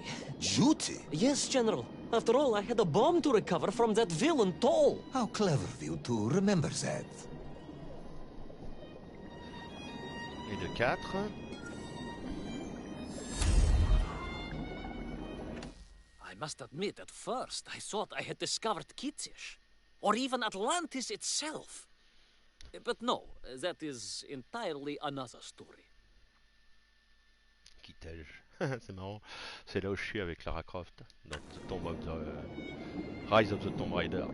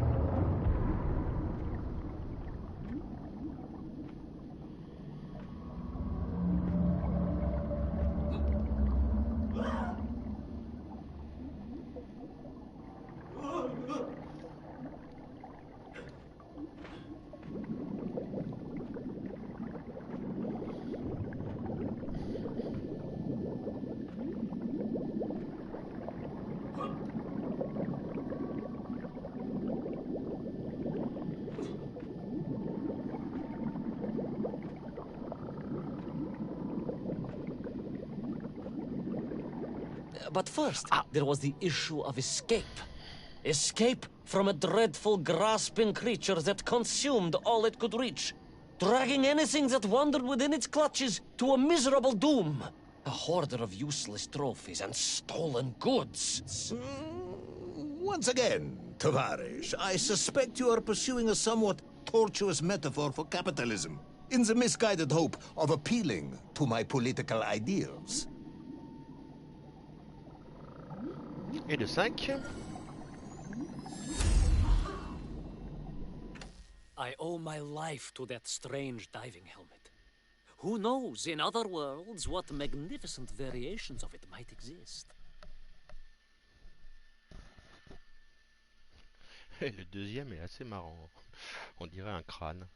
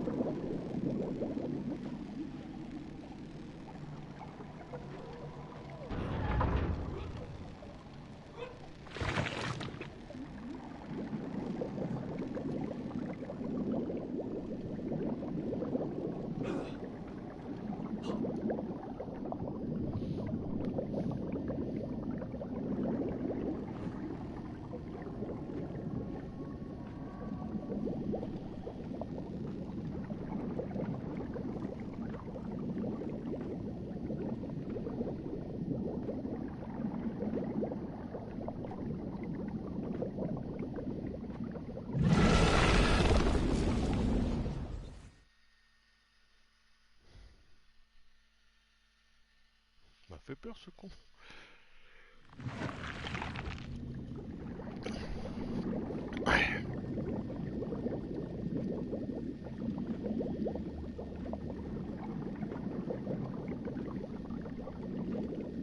I was like a mouse, General. A little mouse being toyed with by a terrible cat. Rather a wet mouse. I was like a little underwater mouse. Being stalked by a giant rubbery electrical cat with 8 tentacles. Exactly, General. Good, I'm glad we cleared that up. You may continue. Et le 6. On the seafloor, all kinds of wondrous devices could be found, such as the buoys spilled from the hulks of sunk warships, whose light had such a dramatic effect upon the electrical, oceanic flora and fauna.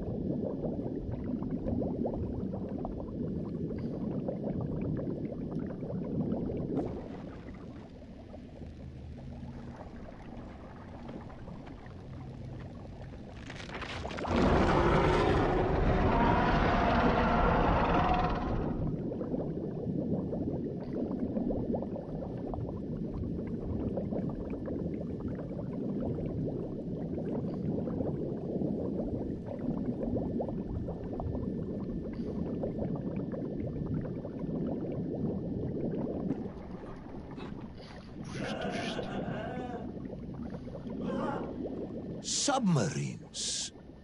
You didn't mention submarines before. Didn't I? Why? No, Navernia, General. Of course. Submarines. Millions of them. Several, at least. Et de 7, il me semble.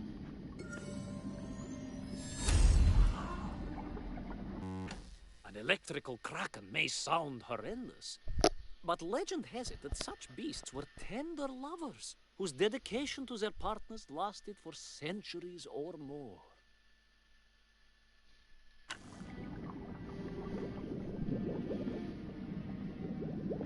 Est-ce que ça a vraiment existé des kraken? Ça, je me demande. Any particular submarines? Did you see names, numbers? General, have you lost a submarine? I am not at liberty to answer that question, as you well know. Well, General, losing one's car in a snowstorm is unfortunate, as you say. But to lose a whole submarine, that could be considered careless.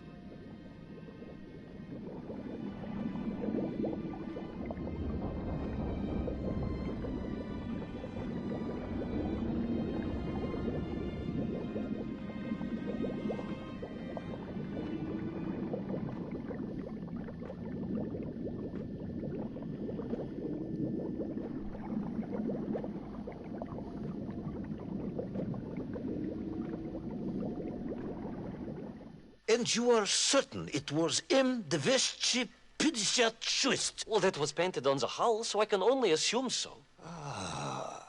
I think I know where this dismal story is going next.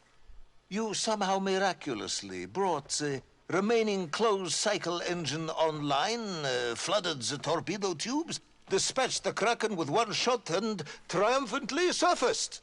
No, General, that is not what happened at all. I did indeed make my way to the torpedo tubes, but for a very different purpose. After all, history has taught us that atomic power is not to be toyed. Much like tired, impatient generals, perhaps. Particularly the perplexed one. Indeed, General. Or like dogs that will eat no cheese. Comme je l'ai dit dans mon premier passage, les chiens, normalement, ne doivent pas manger de produits laitiers ou... Les chats, pareil. Ils ont un estomac qui les digère mal, en fait.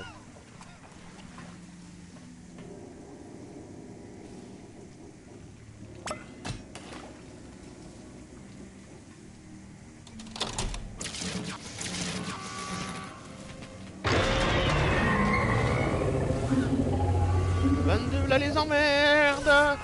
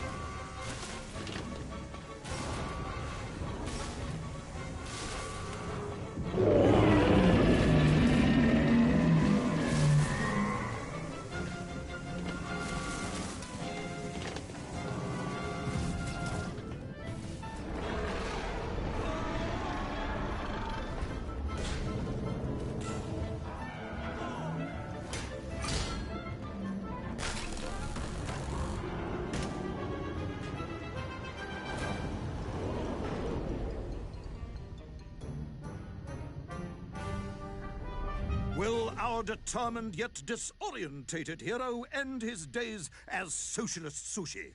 Will his daring exploits be cut tragically short by vengeful calamari? Will the general's wife ever forgive him for missing Ruslan and Lyudmila? And just how many eggs did Pavel steal, and where did he keep them? All of these questions and more may or may not be answered in the next exciting episode of Little Orpheus!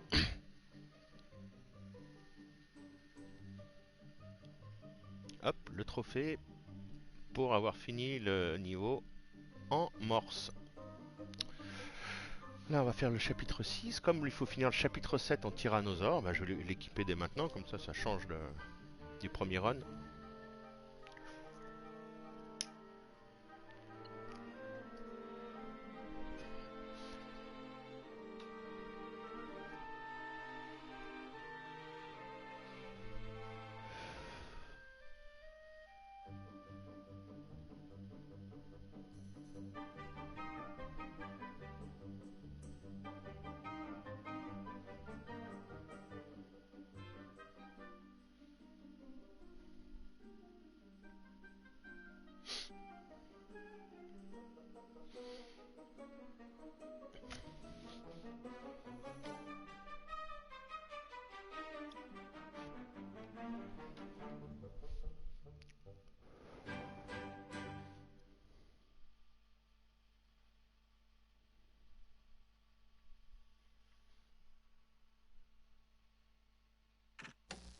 Hop là.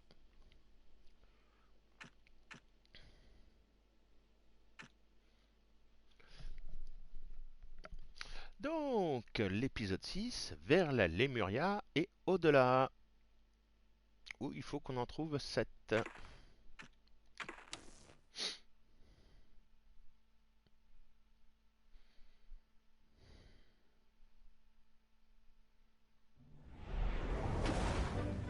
I was alive, General. Somehow, miraculously, I was alive. Some twist of fate, some hand of destiny, but I was alive.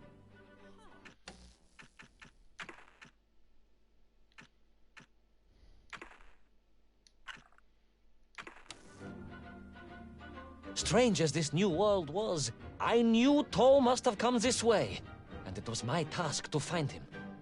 And it happened like this.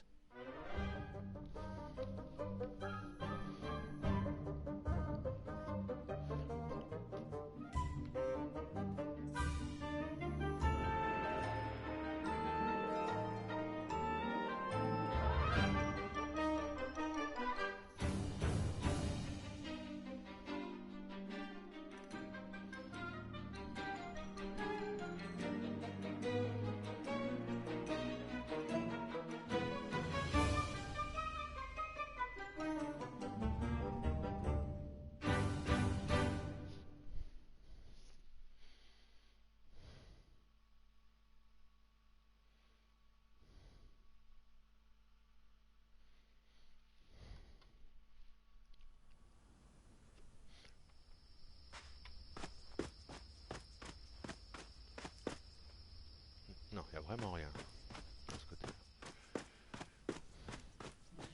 The sun beat down on me relentlessly.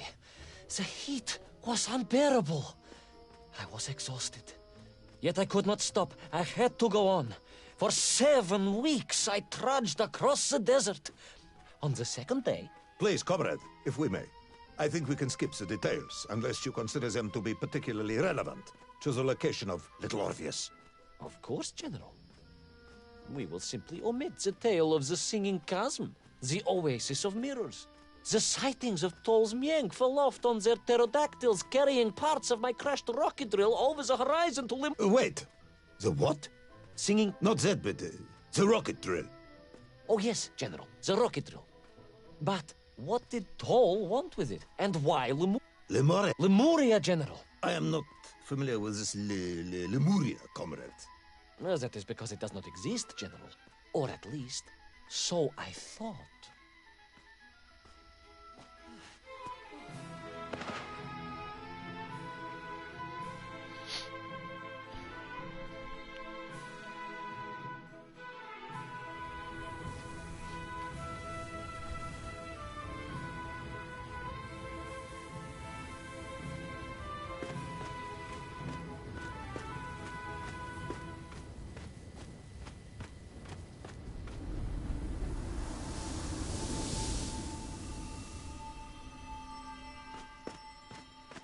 Voilà le premier orbe.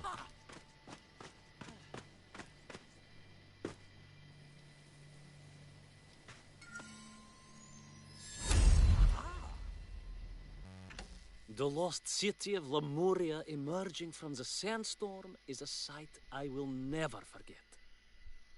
I visited the Manikum Desert whilst stationed at Cosmodrome Baikonur, mainly to escape the dreadful tedium of mopping the floors and emptying the bins. I never did find a good reason why that formed such a large part of my cosmonaut training.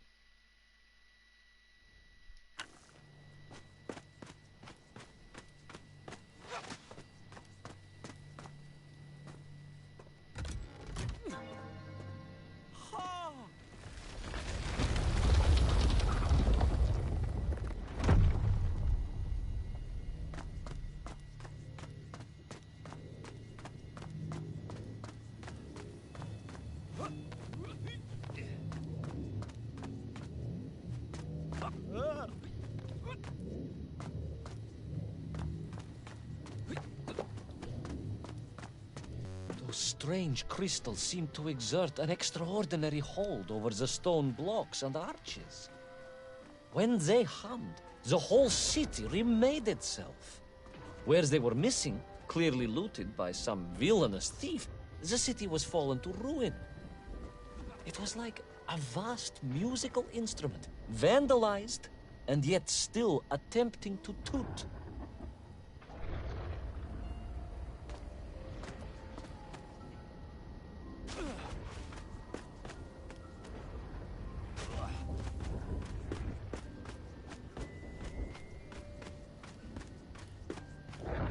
Et de deux.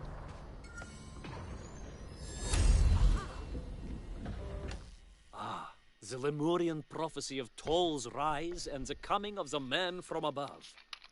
Some might say that the triumph of socialism over impossible odds is as inevitable and ancient as the world itself.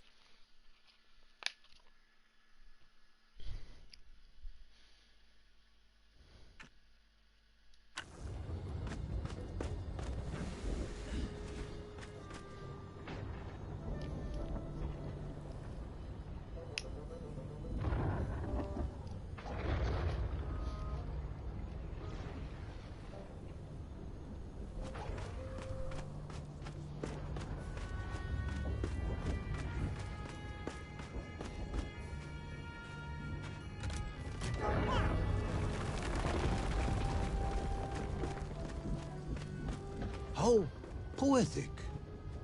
I'm sure our engineers would be fascinated and baffled in equal measure. If the whole department hadn't been arrested for sedition last week, I would happily convey it to their skeptical ear. Sedition, General? Really? That is unfortunate news indeed. I am joking, comrade.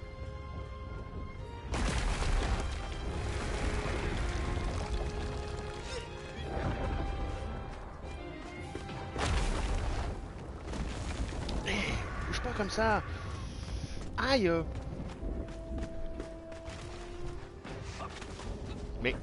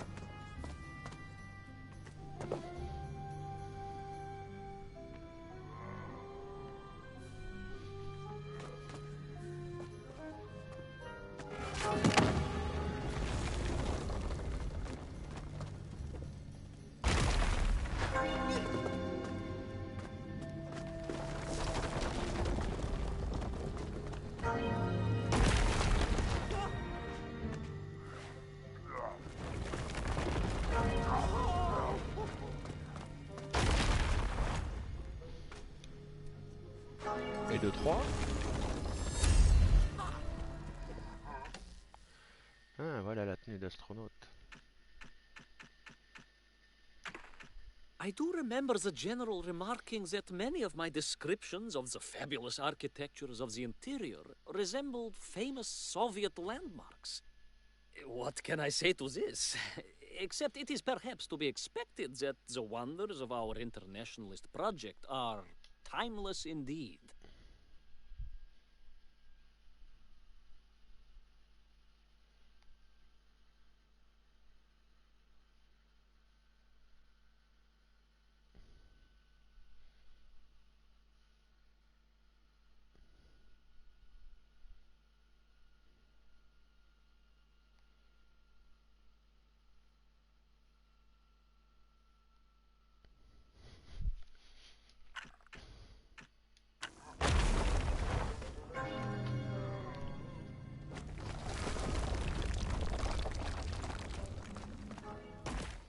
Oh, yes. The Menk for here, all right.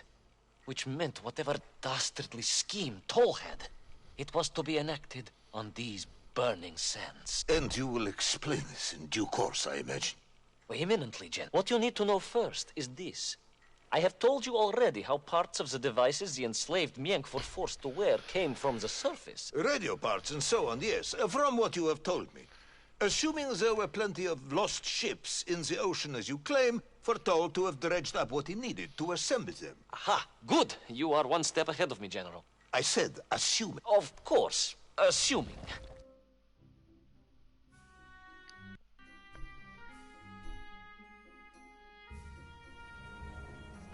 Now, as I gazed in awe at the buildings rising and falling around me, I realized that the other major component of those mind-controlling helmets was crystal. Toll had raided Lemuria for it. He knew the city. He knew the crystals could amplify vibrations and waves, and was using them to boost the signal of the radio parts to exert his control over the nymph. Which meant...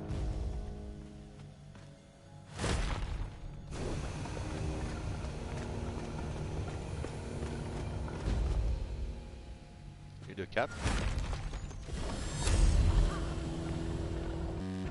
On family holidays to Yagri Islands, and when he was safe to be allowed out in public, Cousin Pavel would frequently astound us with his enormous sandcastles. One was even large enough to house a small family, although often the family in question protested quite strongly about it.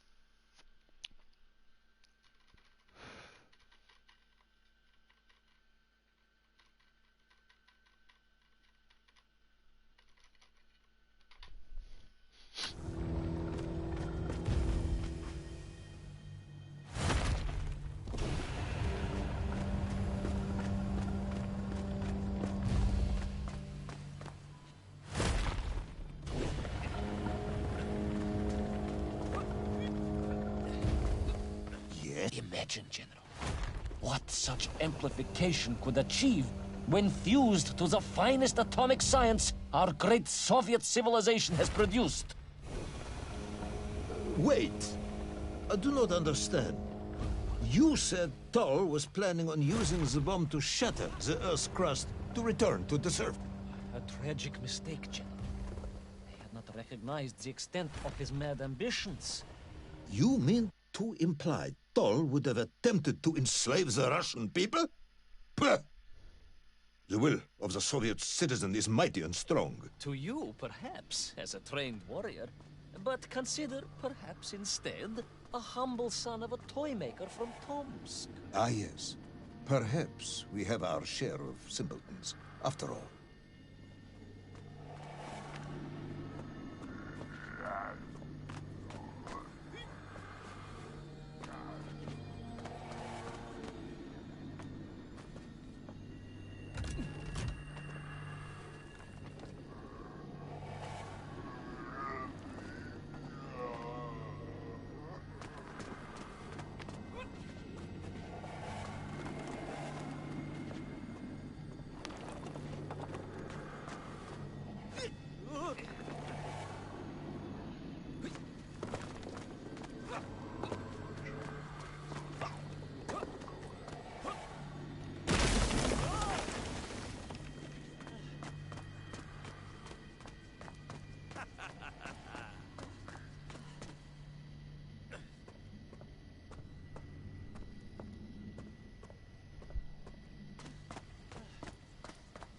On doit être à 5, je crois. Là. I have made many furtive scribblings in my secret notebook since my return, trying to make sense of my adventures. Perhaps the most enigmatic page is simply entitled Tower and Lever. Whatever can it all mean?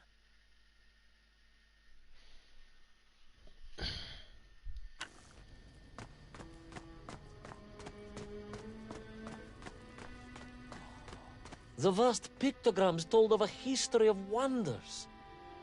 They seem to suggest the Lemurians were travelers from another world, where a mysterious clock seemed to stand. That is very mysterious. As mysterious as the location of little Orpheus, perhaps. Yes, of course, General. I am just getting to that.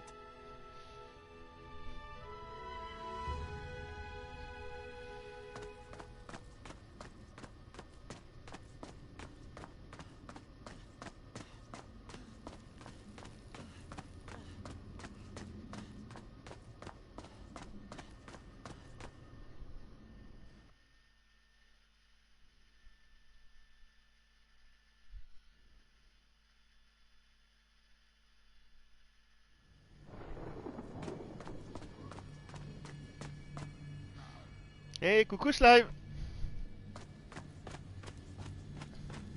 La forme?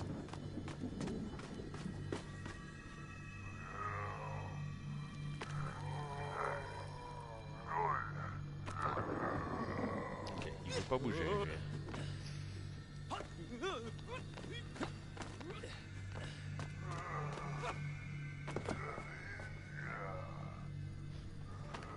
Moi ça va, impec.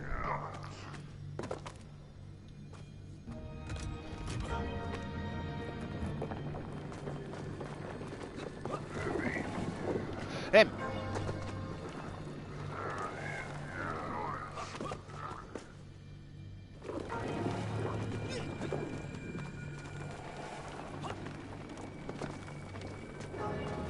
hey.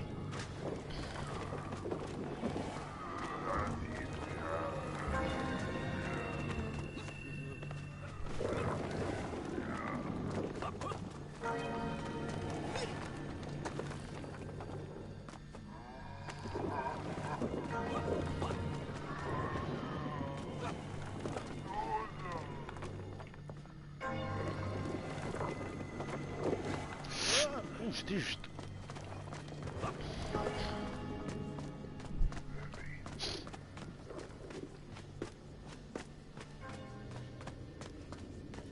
Je me demande si c'est le 7ème du niveau ou le 6ème, je sais plus. Had Toll not been so utterly demented, his genius and flair for invention and engineering would have made him a powerful asset to Kosmicheskaya Programa SSSR. Unfortunate then that his isolation had rendered him a gibbering loon.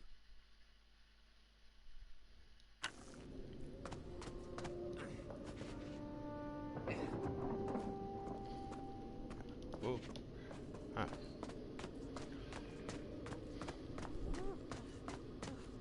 As I bravely explored that ancient city, a question was gnawing at my mind. What did it mean that the Lemurians had foreseen the coming of Tol? And who was the man from above that was celebrated as the savior of the Miengf?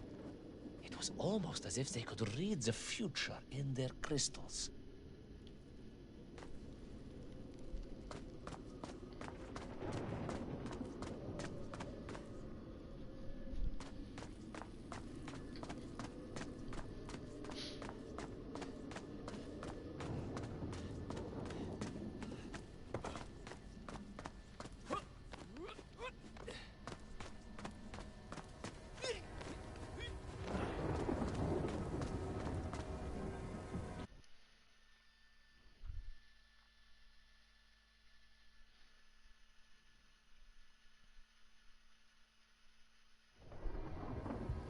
The bells of Lemuria tolled and tolled, a roaring symphony, a crescendo of peals that set the city dancing, each note causing the crystals to shimmer and cascade with light. But the sandstorm was no natural phenomenon, and the bells did not ring for celebration. Something was very wrong here. Aside from the pterodactyls and the Miengf and the dancing stones and the ancient magical prophecies and the crystals and now the giant bells, you... If you don't want me to continue, General, then I can easily just quietly go. Don't think Chepucha will get you out of this one, comrade.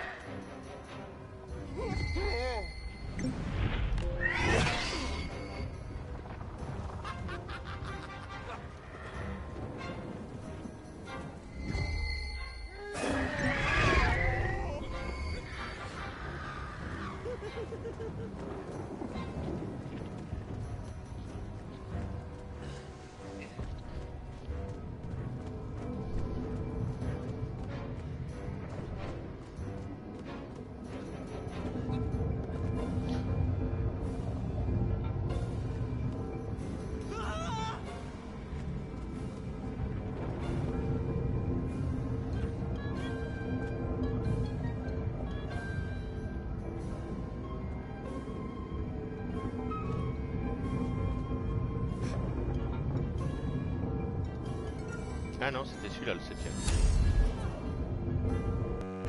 As a child, my toy maker parents gifted me with a small flute and drum that became my closest friends during the lonely hours of my childhood. Ah, моя маленькая флейта и барабан. I noted that if you placed sand on the drum skin and played the flute nearby, the grains would shift and move. Perhaps the same principle lay at the heart of those wonderful musical crystals of Lemuria.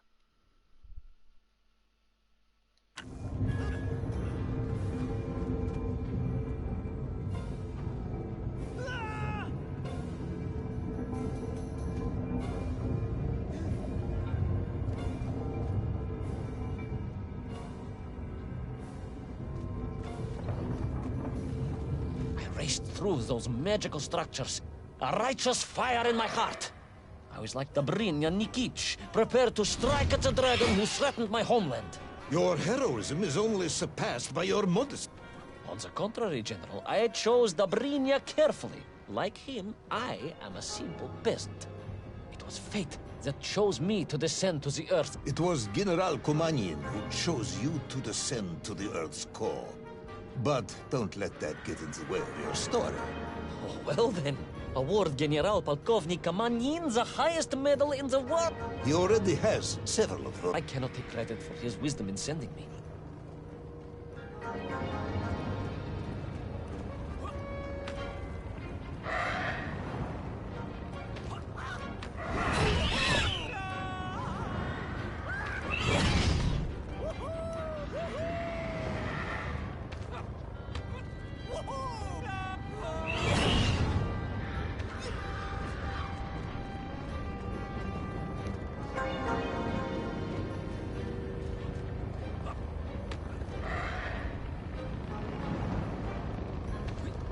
Oh, raté. Raté, raté, raté.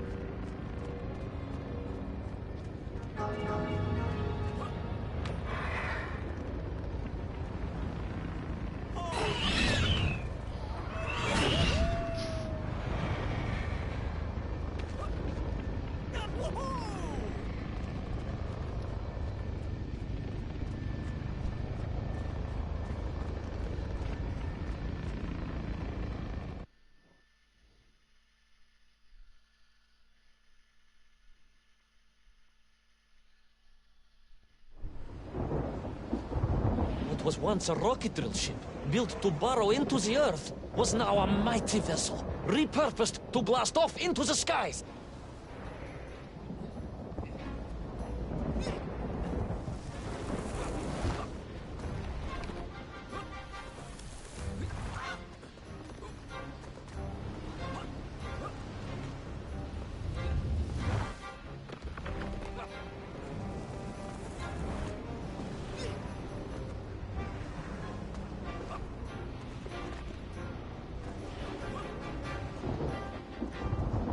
There was no doubt the toll was headed for the strange world with its clock, although to what end I was yet to understand. But there was no time to consider, no time for questions.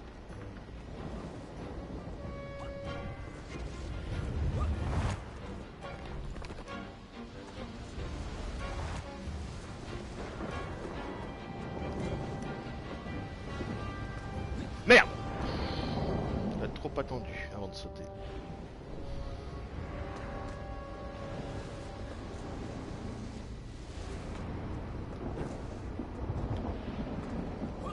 Ah, j'ai encore trop attendu.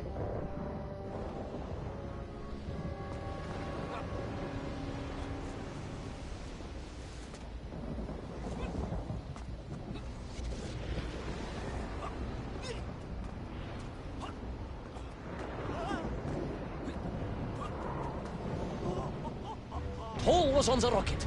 Little Orpheus was on the rocket. And wherever they were headed, I must head there too, to thwart his plans, recover my drill, and save the world!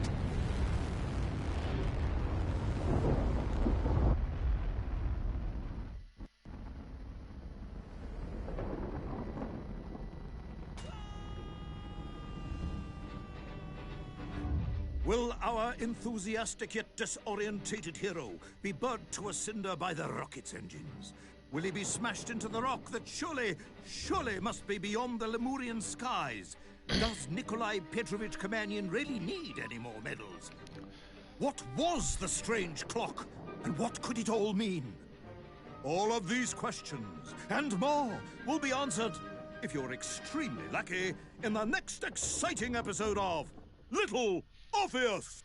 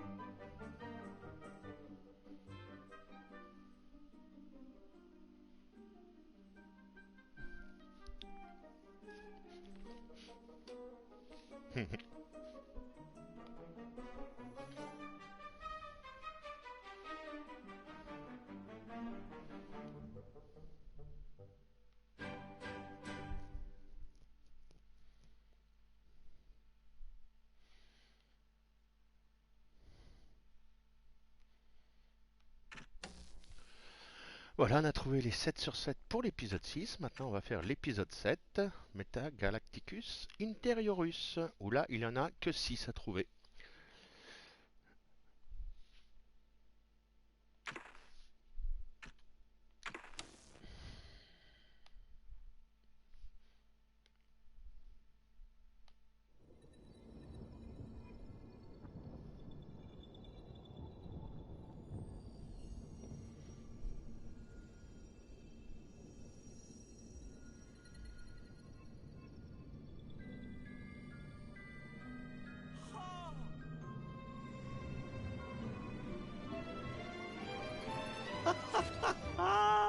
Laika!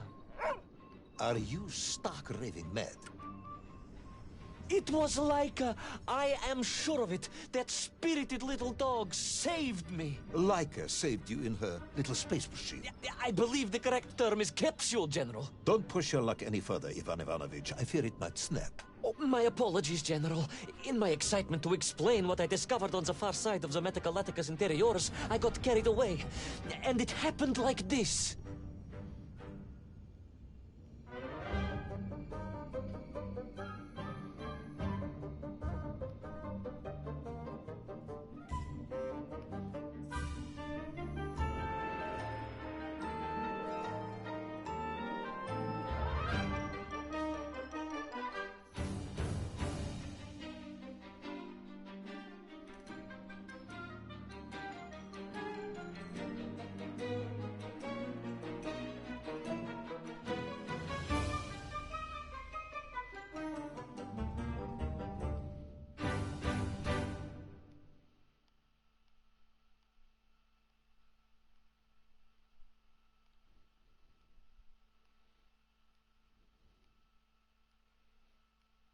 A rocky moon.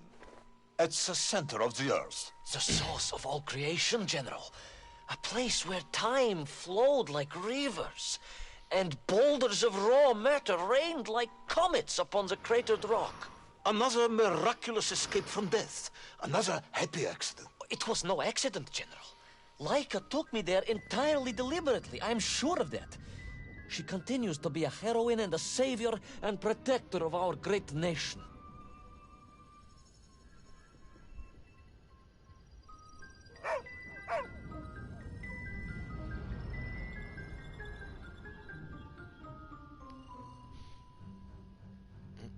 J'arrive. Petit truc sur la tablette.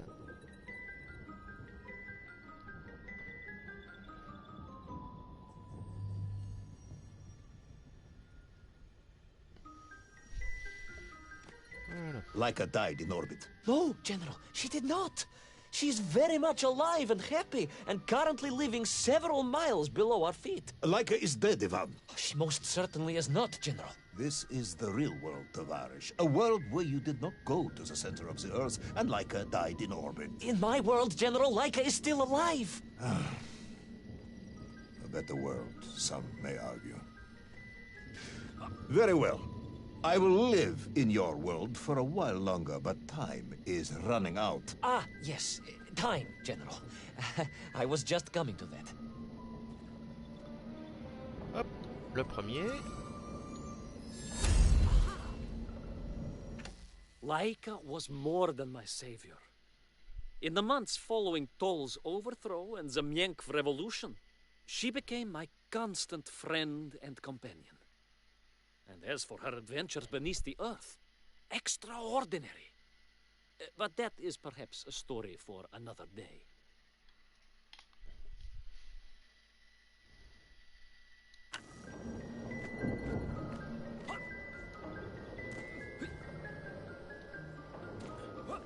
Mais... Avance. There in the distance it stood, enveloped in a mighty time storm. The world clock, General. The beating heart of all history. The axis mundi, the pillar of the world. Not enough to conquer Russia by drilling back to the surface with his magical mind-controlling atomic radio set, then. No, General. You see, what if he could fuse little Orpheus directly to the world clock? Then his message would radiate with every tick and every tock. He would not simply be the Tsar. He would be the Tsar of all time, the eternal tyrant, the literal incarnation of everything our glorious revolution stood to overthrow.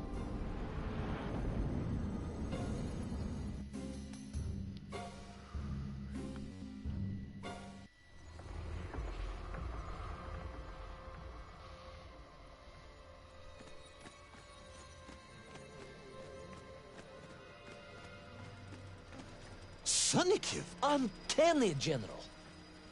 But it was somehow different. I felt no cold. The waves were motionless. Indeed, it was as if I had stepped free of those rivers of time and stood on entirely motionless ground. And there in the distance, What? debris from Tsarya and Toll's slave mines had washed up here, almost as if I were meant to find it. And there, amongst it, the winking of steel led me to a blasting cap, and a plan began to form.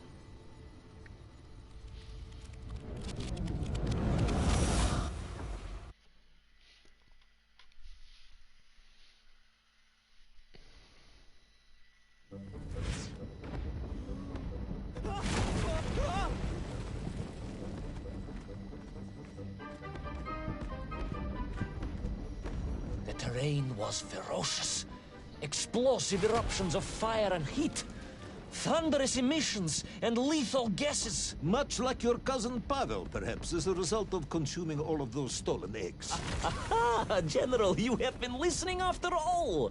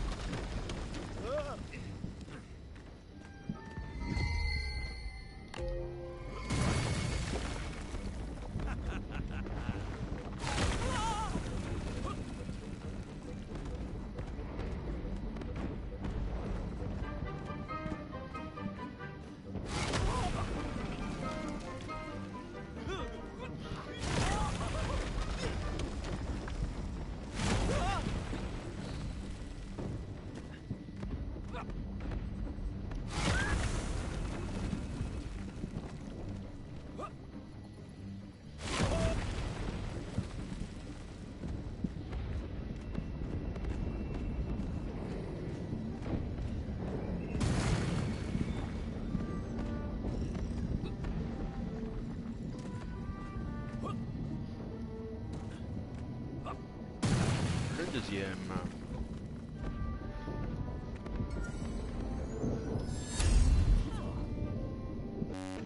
Of course, the axis mundi is not always a clock. Some people think of it as a pillar or a tree, a ladder or even a lighthouse. Some even think of it as the navel of the world. How strange. My navel, on the other hand, is full of fluff.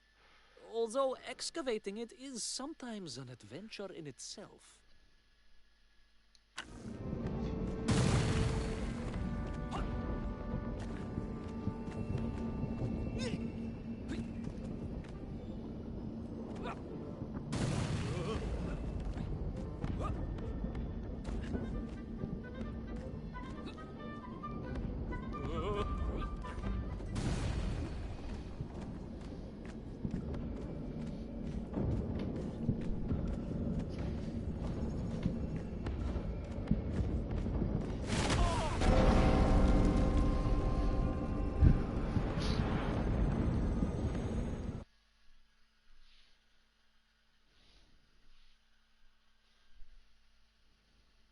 Agartha again. But why? You are stalling, comrade. The clock is ticking. Tick-tock, tick-tock. Of course. In a flash of inspiration, I understood. It was all wrong, you see, General. That we can agree on. We should never have gone to the center, because without little Orpheus, Toll could not have become the tyrant he had. The rocket drill was his means to reach the world clock, but it was little Orpheus that enabled him. And the time itself, the world clock itself, was determined to make matters right. With a little help from you, of course. Merely a simple pawn in a game played upon a cosmic scale, General. But a pawn who understood that he was being given a second chance to grab a chunk of the explosive resin that wondrous city was built upon.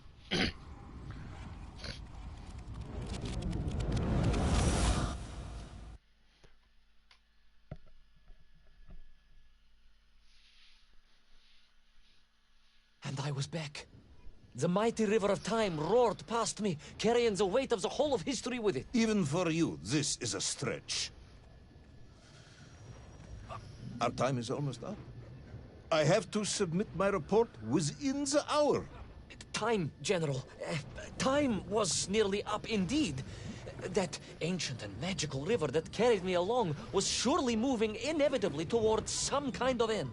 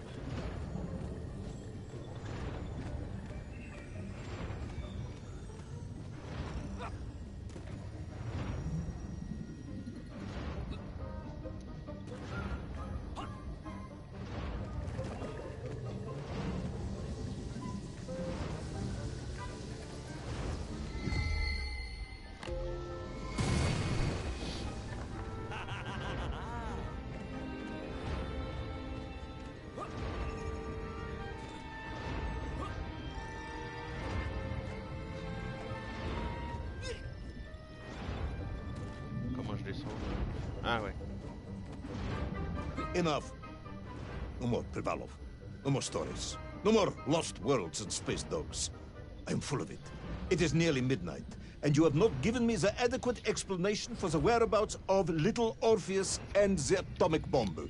But, General, I am about to tell you what happened when I finally caught up with the villain Toll.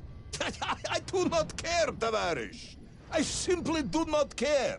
You have worn me down, and it is time to call a halt to this. I bear you no malice, comrade. In many ways, I admire you, but time is running out.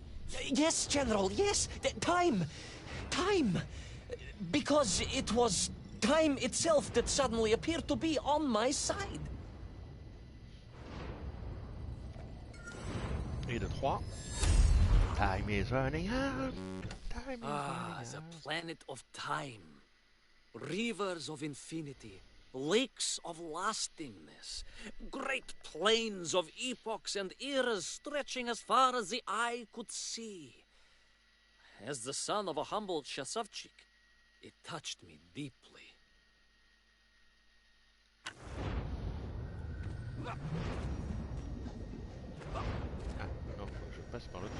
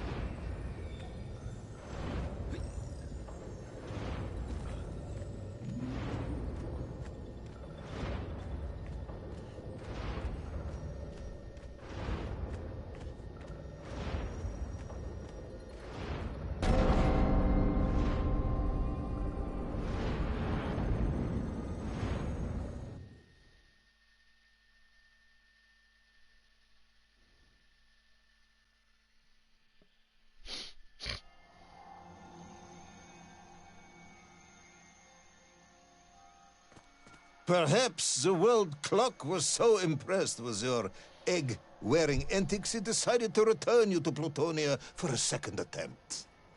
I would strongly suggest you cut to the chase. The chase, yes. The pursuit of tall and little Orpheus. I stood there with the resin fragment in one hand and the blasting cap in the other, and then, just like that, a clock began to ring. The world clock? No, General, an alarm clock. My Slava alarm clock, in fact, given to me by Auntie Marsha. The one who married the beef investigator. The very same. And the moment I saw that clock, I knew what I had to do.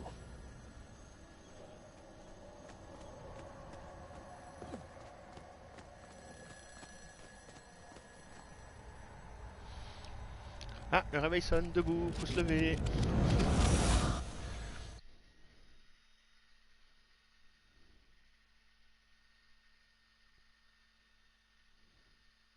Yes, I'm waiting. A bomb, General. A bomb to destroy a bomb. So, you decided to build a bomb, eh? A bomb to destroy little Orpheus. It was a simple plan, really, General. Yes, you are very fond of your simple plans.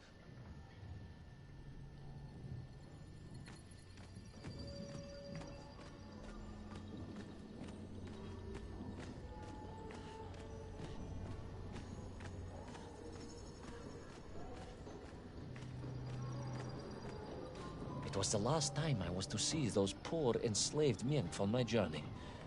As they scurried in agitation around the base of the rocket drill, now a dreadful weapon of war in the hands of a madman, I was reminded of my mother.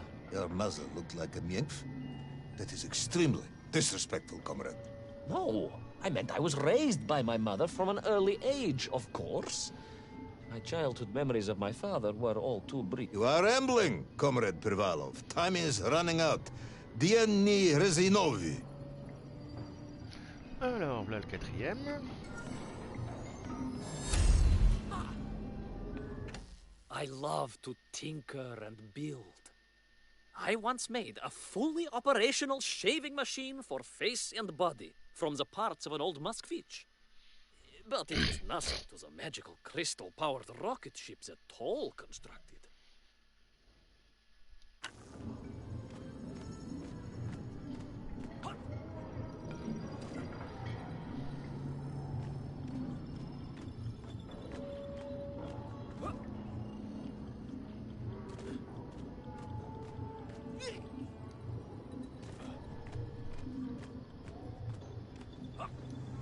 Time will run out for us all, General, will it not?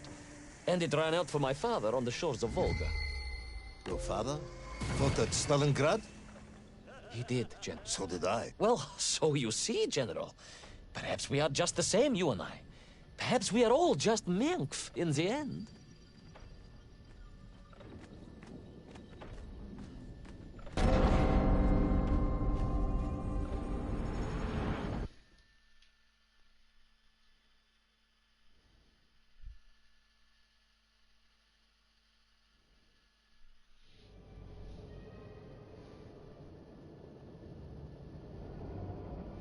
What possible use in the construction of a bomb could be found in the belly of a giant whale?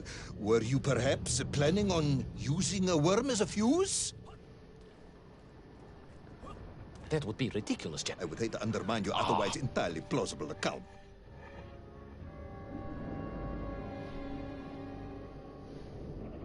What possible use in the construction of a bomb could be found in the belly of a giant whale? Were you perhaps planning on using a worm as a fuse? That would be ridiculous, General. I would hate to undermine your otherwise entirely plausible account. You forget, General. The belly of the beast was full of shipwrecks. And on one of them, I was bound to find what I was looking for. Fuse...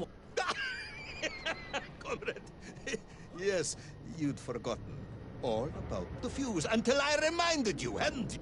General, your cynicism is unbecoming to a man of your rank and stature. Je suppose que t'as déjà platiné à trade, non?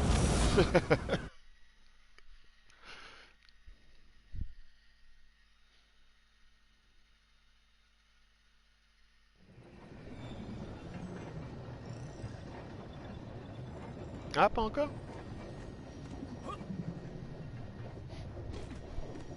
Ça me surprend.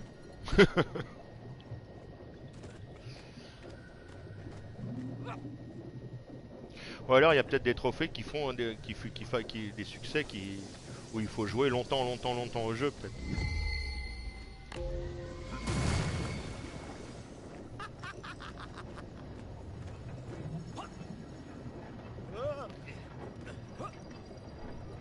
The clock was now ticking, General. Literally. I was surrounded by time, immersed in it, floating along a river of it on a raft made of history, seeking the next moment of opportunity to hurtle backwards amongst those lost worlds. I am a patient man, Tavarish. I lost 3 toes in the winter outside Sharkovskaya in 42. A drunken dentist removed 2 frostbitten toes and 1 perfectly healthy one. You may therefore consider me a man blessed with an uncommon level of endurance for discomfort. I hate visiting the dentist. My Uncle Vanya was a dentist, and he was a deeply strange man, notwithstanding the love he felt for his pig. Is what? He was a pig dentist, General. He always claimed that the human mouth presented an insufficient challenge. Let me challenge you, comrade. You will tell me what happened to little Orpheus. My patience is exhausted. I am done. But we are nearly there, General. The world clock was shortly to strike again and transport me... Well, who could guess where?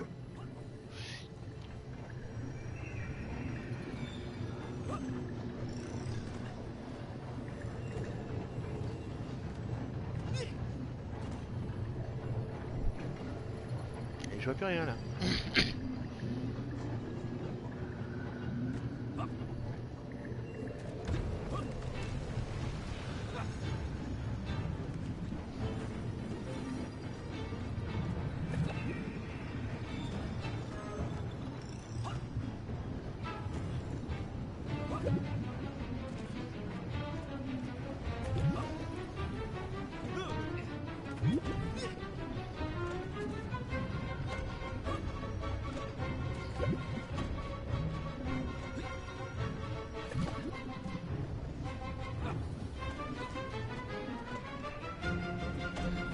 Ah, là le 5e.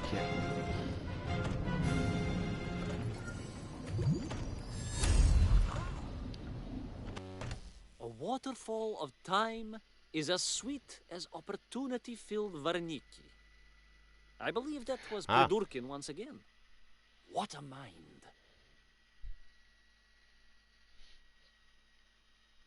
Il est très très dur donc.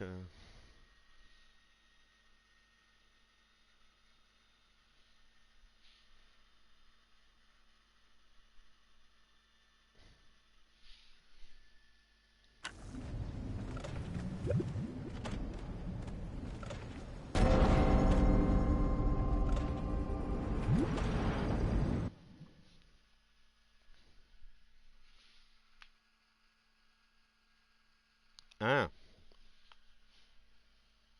And so to the ocean floor, and that strange submerged city, and those poor lost vessels. To find a shell case to hold all of my scavenged ingredients, the last piece I needed to construct my bomb. Ah, yes, I have been waiting for that. Gen- Time, Ivan Ivanovich. Whilst you have rambled on and on about it, I have simply bided mine. I am a patient man, as I have said. Yes, I don't feel I paid enough attention to the story about your toes. Do you have specially made shoes? Enough!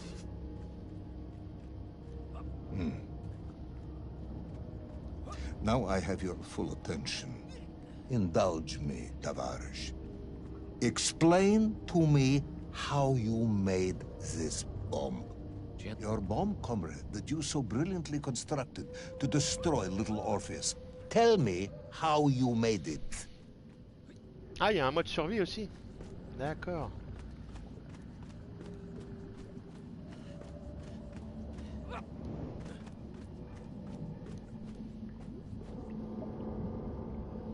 Mais sinon le jeu il est bien, non?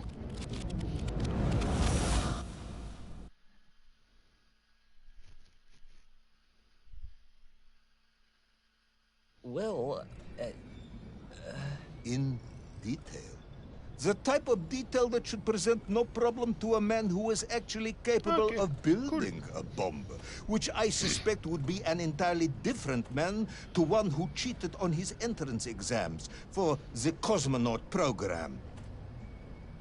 Ah oui, il y en avait 6, pas 5. 5 c'est dans le niveau suivant, je crois. Did you know that Laika was not a thoroughbred, but a scrappy little mongrel from Moscow's alleyways? A Bradyaga! Space was not conquered by a great military expedition, but a brave stray with an appetite for adventure.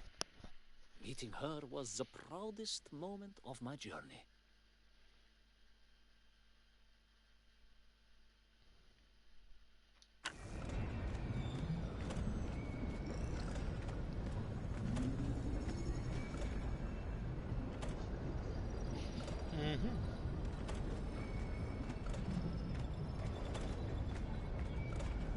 Postal à l'époque, je crois que j'en avais essayé un sur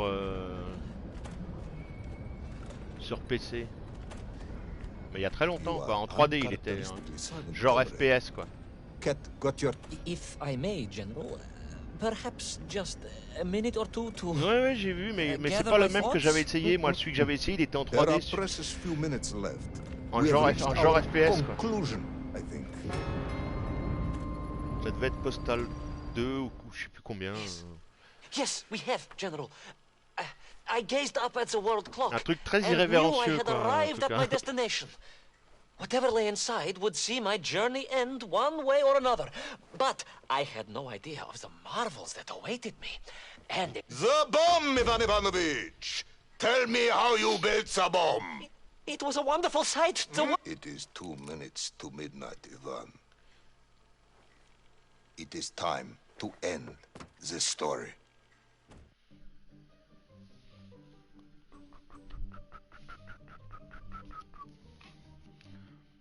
Voilà, on a eu le trophée pour porter la tenue de T-Rex au chapitre 7. Maintenant, je vais prendre la dernière tenue, celle d'astronaute. Car il faudra terminer le niveau 9 avec la tenue d'astronaute pour avoir sans doute ce qui m'apportera le dernier trophée du jeu et donc le... Non, il y a encore 2 chapitres.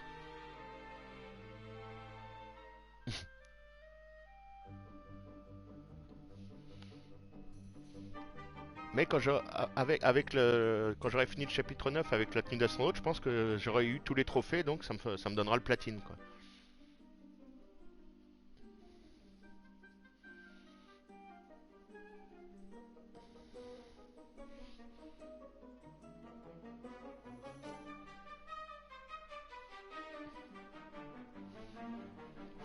Mais là, comme c'est à peu près une demi-heure par chapitre, il reste 2 chapitres, donc je continue jusqu'à 5 heures. Sinon, la prochaine fois, il faudrait que je relance un live juste pour 1 heure, quoi. Enfin, je pourrais faire autre chose après, mais... Allez, hop, chapitre 8. Il y en a 5 à trouver.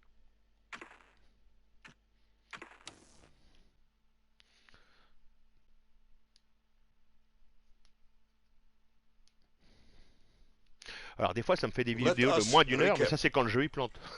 3 years ago, Ou you panne were sent d'internet, quoi. to the center of the Earth as part of a top-secret mission to ensure the delivery of little Orpheus, an atomic-powered capsule. Ah, cool. You promptly vanished until you casually wandered up to Molodiyozhnaya station, 3 years later, claiming to have saved the world, but lost little Orpheus in the process. Is this correct? Yes, General. Pour l'instant, Karate Survivors, j'ai pas beaucoup joué, quoi. J'ai fait une partie ou deux, c'était juste pour découvrir, quoi. Parce que je préfère encore m'attarder pour l'instant sur Kitty et un peu aussi sur Gacha pour l'instant pour essayer de compléter plus le jeu, obtenir plus les trophées que j'ai pas encore, quoi. Alors tenue, voilà, astronaute.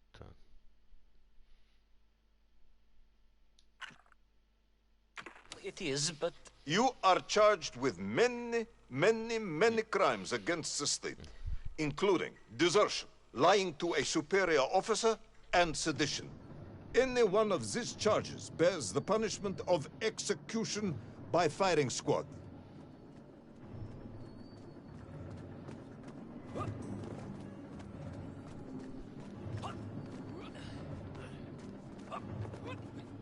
General, you must be reasonable. I did my best. It's all true, I swear. I swear upon the lives of my family. Oh, do you? Auntie Marcia and Uncle Vanya, the traveling tinker and the pig dentist, or perhaps Cousin Pavel, the criminal mastermind with the unhealthy taste for eggs. How stupid do you think I am, Comrade Devalov?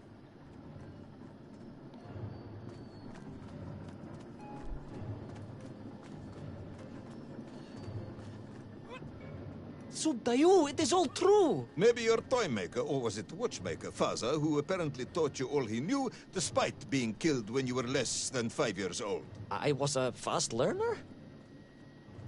You have precisely 1 minute to convince me not to summon the guards, and have you shot on the spot. A minute? A lifetime. It's all I need, General.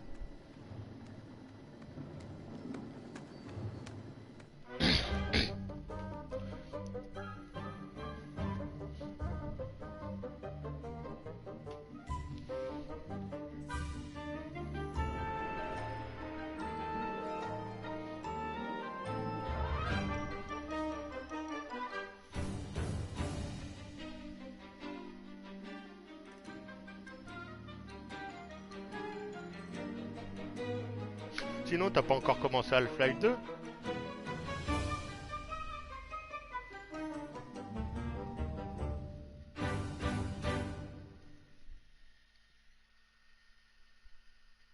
Okidoki.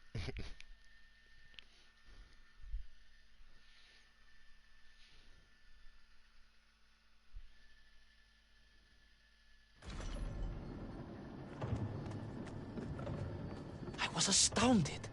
My father, I told you, I think I told you, he was a toy maker, and he often played with clockwork parts. Tavarish. But this made all those childhood wonders pale into insignificance. And it was fortunate indeed that my uncle... Vanya, the pig dentist? No, my other uncle, Sasha, had taken me mountaineering in the Urals during my childhood, for it was only by scaling these giant mechanical parts that I would reach Little Orpheus. Yes, I had been thinking that it seems awfully convenient that you were such an accomplished climber. I don't, however, recall any mention of this Uncle Sasha in your file. He was a very private He was man. a very unlikely man. That was Uncle Sasha's blessing and his curse. Alors, voilà le premier. The General and I corresponded for some years before he retired. He would tell me about his bees, and I tell him stories of my adventure that there wasn't time to cover when I first returned. I never did find out if he really believed my story. But he asked after Laika in every letter, and she was always very excited when I read them aloud to her.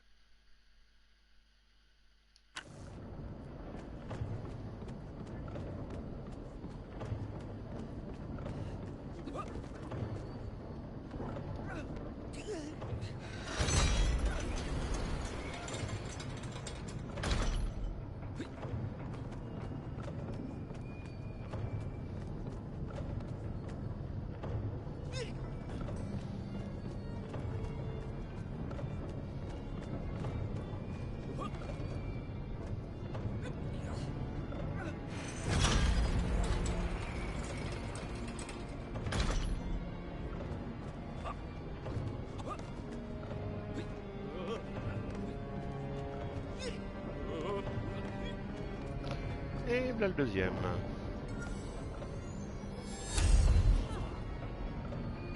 I am no glory hunter, but I do hope that when they write the history books, one day I will take my place alongside comrades Gagarin, Tsitsov, and Tereshkova. I went down, whereas they went up. But perhaps my mission was the most heroic of them all, if you consider it deeply. Ouais, moi aussi, ça fait très longtemps que je l'ai fait, le Half-Life 2.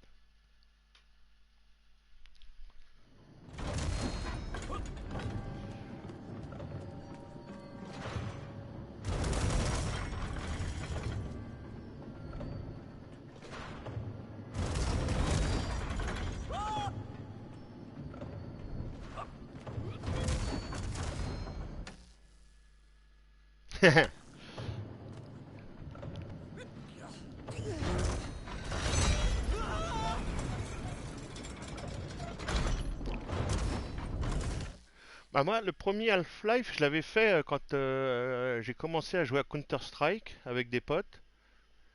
Et c'est après, j'ai d'abord joué à Counter-Strike avec des potes, parce que j'avais besoin, on avait besoin forcément des fichiers d'Half-Life pour y jouer. Et c'est après que je me suis mis à faire l'histoire.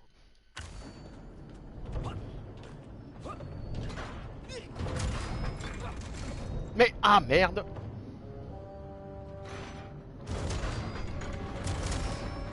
Ah, il m'a remis là! Merde!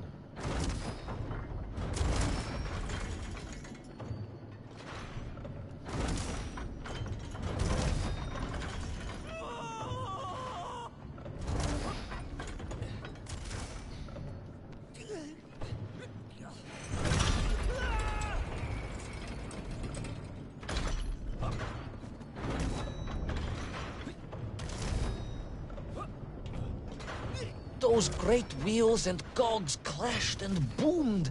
The vast hands of all time crunching forever and ever around. Ivan Ivanovich. Pendulums and springs and great big wheels and tiny little wheels. Tavarish Privalov, stop! Though at least the Mienk were not here, especially as they seemed to infest the world below the surface. Mienk, Mienk everywhere. Mienk, Mienk, Mienk. Many Mienk. Mienk for plenty. Mienk. You are babbling. Comrade, enough. Là le troisième.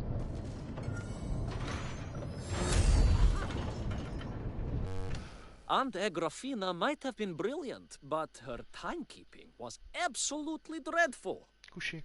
We joked that she'd even be late for her own funeral. A joke that proved both ironic and tragic, as it turned out.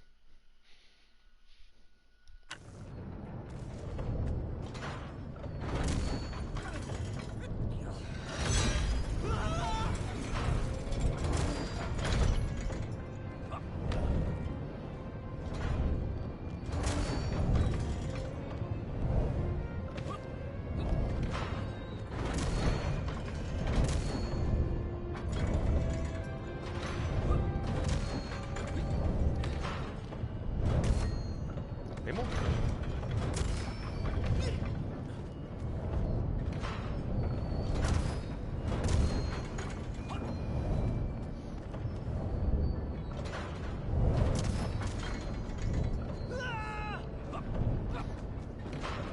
Oh, attends, il faut que je change la batterie du casque. Bouge pas, Gizmo.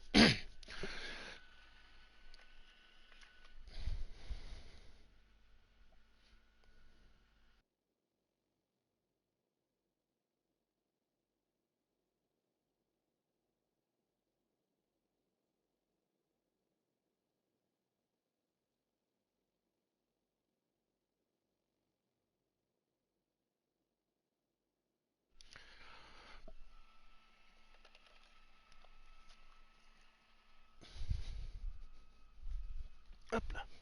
C'est bien, Pépère. C'est bien.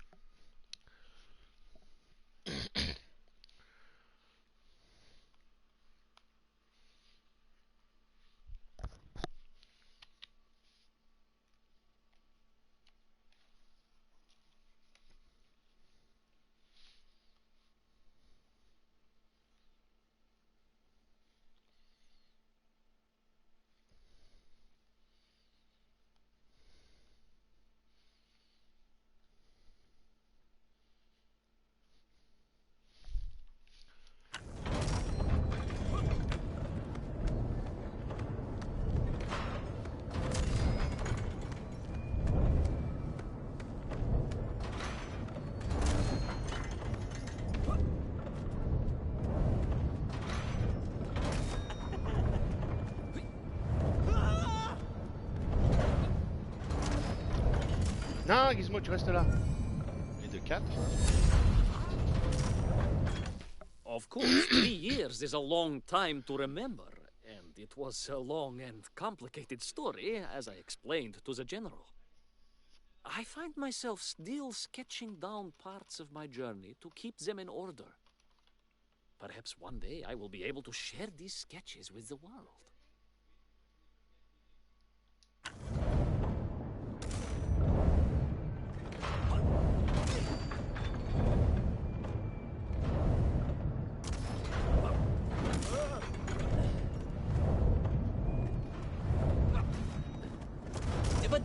Where was Toll? Aha! High above. On the clock face, perhaps. With his radios and his crystals. Now, if I could just reach him, I could use the bomb. There is no bomb. You have no idea how to make a bomb. You have no idea about how to do anything one might actually Tu restes là, expect of a cosmonaut. The bomb? Ivan Ivanovich! General? Time is up.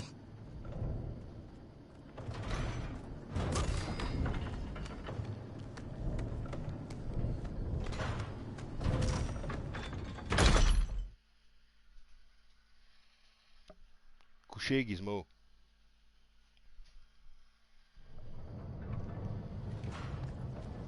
Stop talking, Tavarish.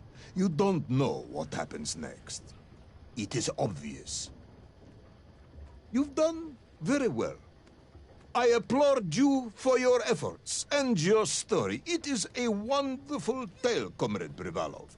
I have enjoyed it immensely.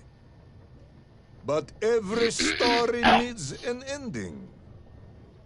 And it is clear yours does not have one.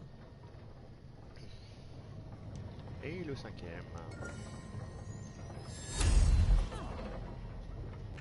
I know a great deal about cloaks as a result of my upbringing. You would, I suspect, be hard pushed to find a cosmonaut able to explain their intricacies to an audience. I have sent several letters to the Moscow University Horology Society suggesting a series of lectures.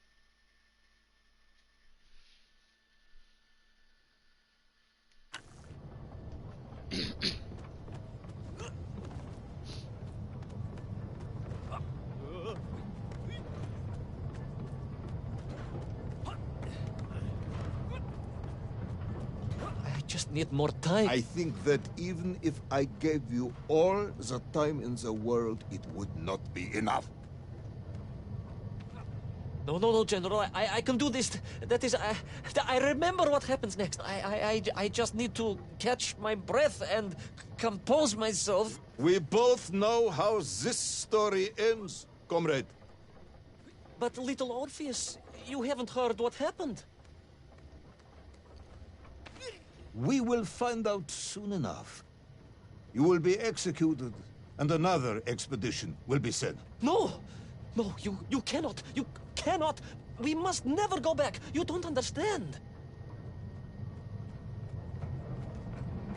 Make me, then. Make me understand. I am a kind man, although you may not believe this. I do not want to have you shot. So help me. Make me understand. Tell me what happened to little Orpheus.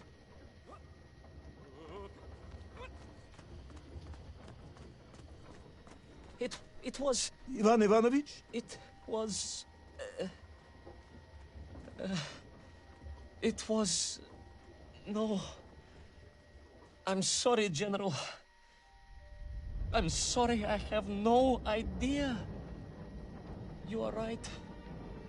I simply cannot see what happened next. It's just... a blank, General. There's nothing there. I am very tired, you see. Comrade Privalov. Ivan. You're right. It's over, General. Perhaps you would be so kind as to write to my mother for me. Of course I will. You are a kind man, as you have said. And, General... Yes, Ivan. Was it a good story? Oh, yes. It was an excellent story. Thank you, General. Monte là. I'm just sorry I couldn't give you an ending. Allez, monte. Unless... General? Quiet, Tovarish. I am thinking. Unless... I seem to remember that there were many problems with little Orpheus during production. General? Problems with the casing around the atomic battery. Concerns. Concerns, General? Yes, concerns. Unlikely though that might be. Yeah, it seems if I remember that it failed to secure properly. A sharp blow could spring the hatch and expose the fragile casing of the bomb to any would-be vandal. I'm not sure I follow. A resourceful yet forgetful hero might, one would think, take advantage of that fact. But General, where would I find something to strike it with? The son of a watchmaker would easily find something within a giant clock mechanism that resembled a hammer. A hammer? Why, yes, General. I do remember now.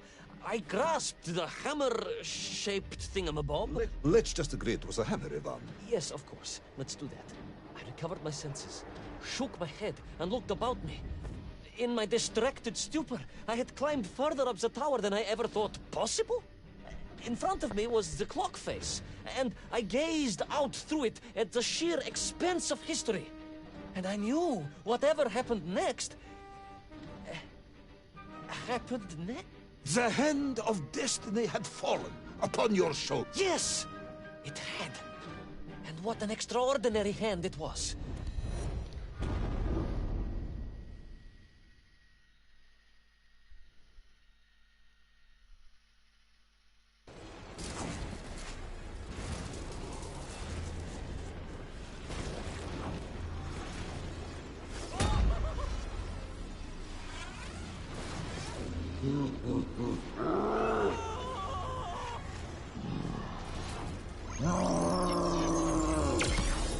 Et c'est parti.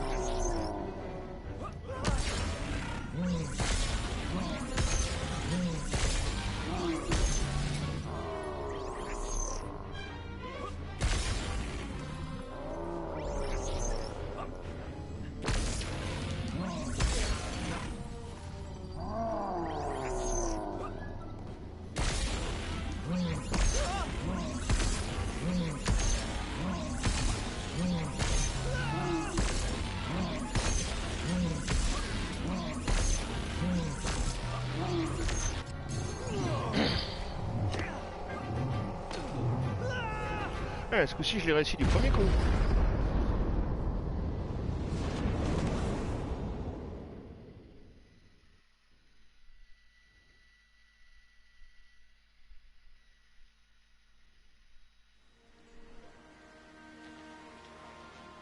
And so, Thor was defeated.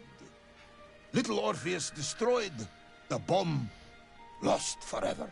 Not just that, General. In that moment, time sprang back to its proper shape, and I found myself once more in Plutonia, as the start of my journey. But the wound in the interior sky was gone. The drill was gone. It was as if I had never been here. And they were nymph, free and happy, without the tyranny of toll, free to pursue their simple lives. But we can never go back? Never, General. One drill, one metal sphere, one lone cosmonaut was nearly enough to destroy time and unleash the tyrant toll upon our world. Who would think an innocuous beeping radio housed in a ball of metal could change the world so dramatically? Who indeed? But tell me, what of you? And what of your return to the service? I stayed amongst the Mienk for as long as I could. But I came to realize they had begun to worship me as a king. No, General. I am a good socialist and could not allow this workers' paradise to become corrupted. And so I left that wonderful land for the last time. And then? And then I walked. For 2 years I wandered, always looking for a way home, through lands and worlds almost beyond imagination. Until one day, I emerged, blinking into sunlight, and realized I was home. Until one day I emerged, just like that? You just found your way back to the surface? Well, General, it was a little more complicated than that. There were great obstacles to overcome, and terrible challenges to face, and incredible lands to explore. Enough, Ivan. Little Orpheus is lost forever. The interior is sealed. You have returned with a story of socialism, triumphing over incredible odds. It is, as I said, enough for one night. Enough for my report, at least. General, if I may... Comrade Ivan Ivanovich Privalov, you are found guilty of all charges brought against you and sentenced to execution by firing squad. However, having listened to your story, I believe you are quite mad.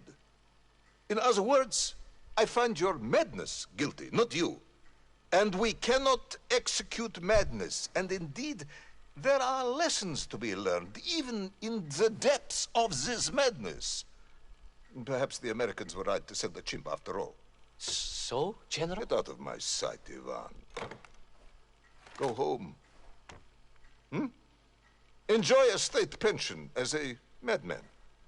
Just make sure I never see you again. Yes, General. Of course, General. Anything you say. I shall be small and quiet and live a life without excitement and... Out! Until one day I just emerged. Oh, very good, Tavarish. Very good indeed. Et voilà, il va nous rester plus que le dernier chapitre. Et je crois qu'il reste 6 orbes à trouver.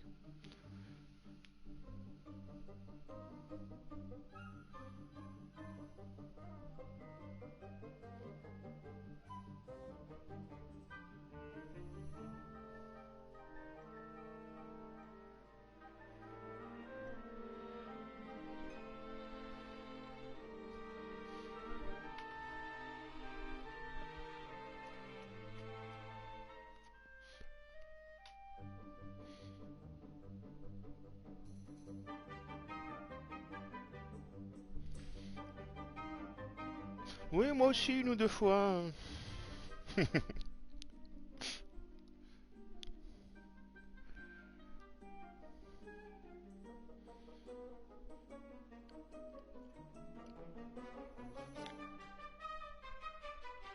Pour l'instant, c'est juste la 17e fois qu'on voit le générique, mais ça va.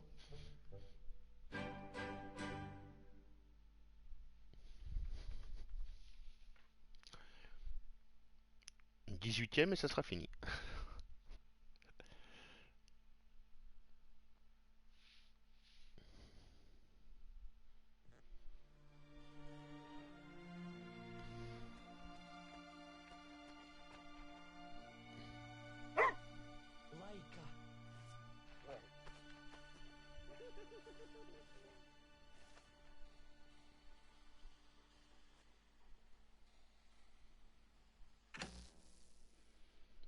Voilà, les 6 derniers trucs qui nous manquent. Let's go.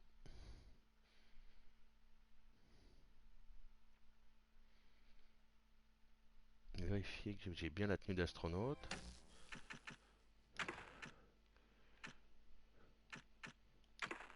Ouais, hop, c'est bon.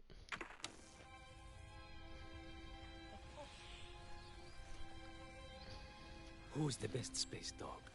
Oh, где моя хорошая, хорошенькая моя, ты просто космическая. Eh? Who's the best hairy cosmonaut? It is indeed a lovely sunset, and it reminds me of the skies of Peru. I didn't? I never told you about the wonderful Sky City? Well, it was an extraordinary place, but one filled with dangers. Well, it might have been simple for you to cross it, but you were in a space capsule. I had to rely on my own 2 feet, my noshki. Feet which, I might add, had just crossed the interior beaten the villain Toll, and helped inspire the Mienk to a workers' revolution. Oh, that's all very easy for you to say, but your idea of civilized behavior is licking your own bottom in public. No. My adventures above the clouds were filled with untold dangers, death-defying escapes, and some really quite extraordinarily large Bielorybitsa. And it happened like this.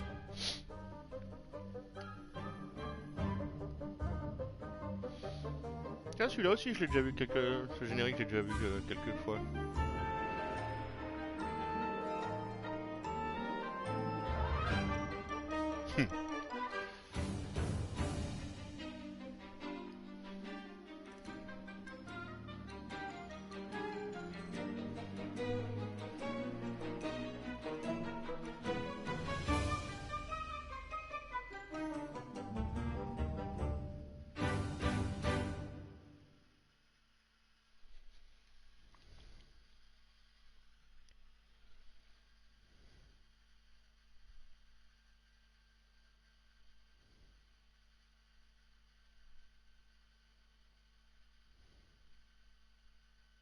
Weeks had passed since I left Plutonia, and one evening, exhausted, I simply fell asleep at the foot of a strange windmill. And when I awoke... well, that thought didn't cross my mind. I was exhausted after all. This is beside the point, my nosy canine friend. What matters is this. When I awoke, the windmill and the ground around it had been carried high into the air. What magic was this? Что за магия? As unlikely, perhaps, as a suitcase-sized dog orbiting the center of the Earth for many years. Quite. C'est marrant, je me rappelais pas que la première fois les paroles du chien étaient traduites.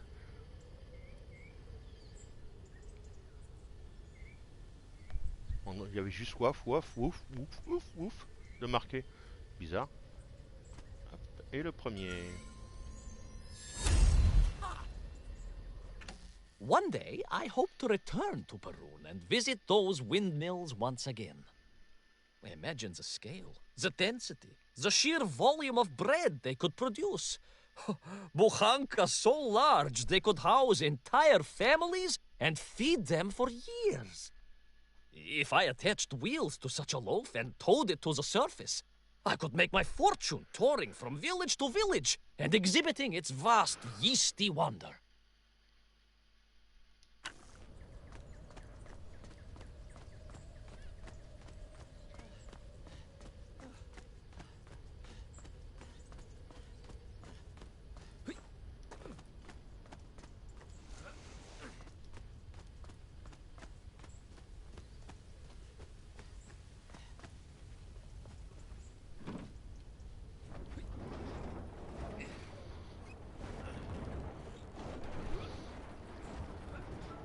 Quick as a flash, Kakmonia, my training leapt into play, and I began to paddle the strange contraption through the clouds in search of answers.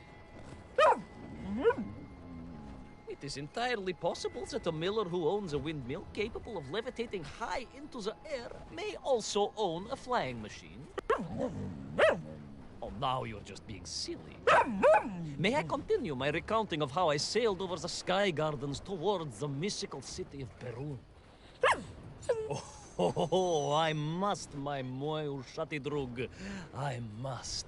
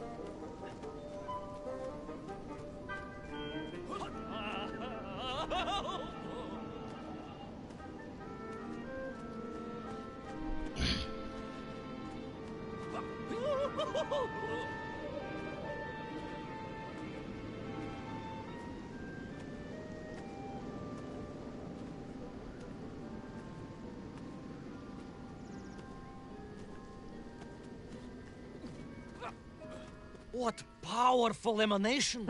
What mighty gusts! What an epic squall! They reminded me of Cousin Pavel, yes! But whereas his rearward zephyrs could curdle milk and tarnish the teaspoons, these magical wafts only serve to carry me aloft and onwards. Là, le deuxième.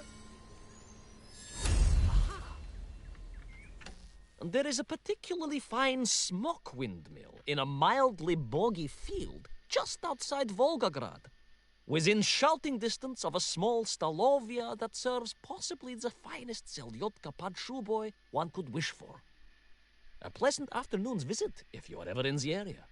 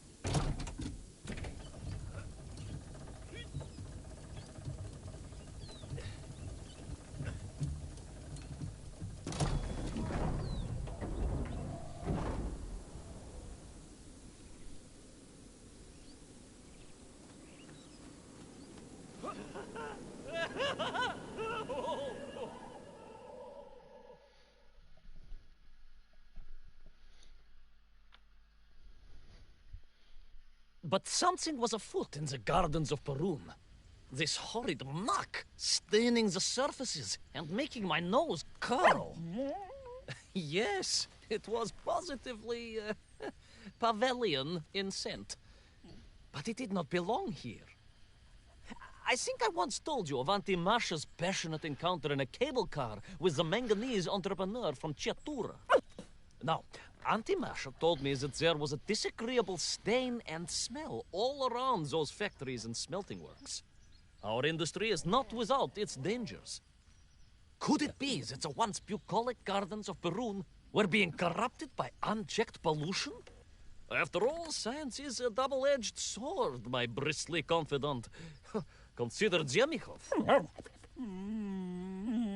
Of course. I apologize. Proшу прощения.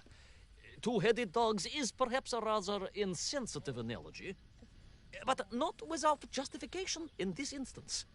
I have seen the blemished lands around Norilsk, but I could not believe that I would find such pollution here. But this was nothing to the true horror of what was shortly to unfold.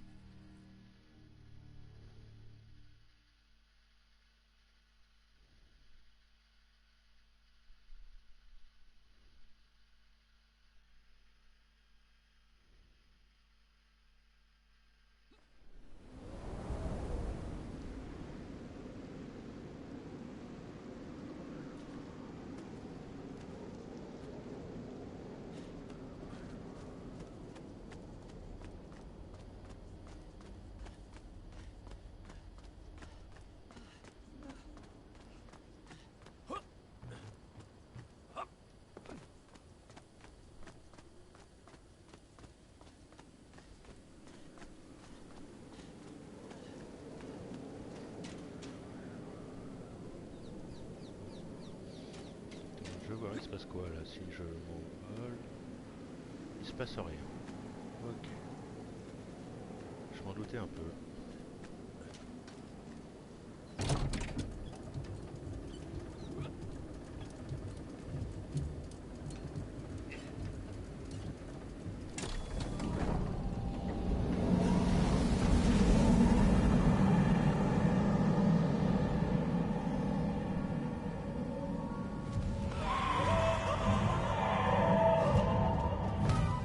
That terrible Strashnaya machina, spewing its poison into the air, had created a monstrous thing. A being. A malignant spoiler of the noble and pure. And it had taken on the form of its prey. Well, of course. No, конечно, I was the prey. The citizens of Perun had clearly long since fled the evilly sentient smog, but I inadvertently wandered into its lair. Oh, I know. Misfortune seemed to dog... Oh, sorry, I do apologize. To follow my every footstep.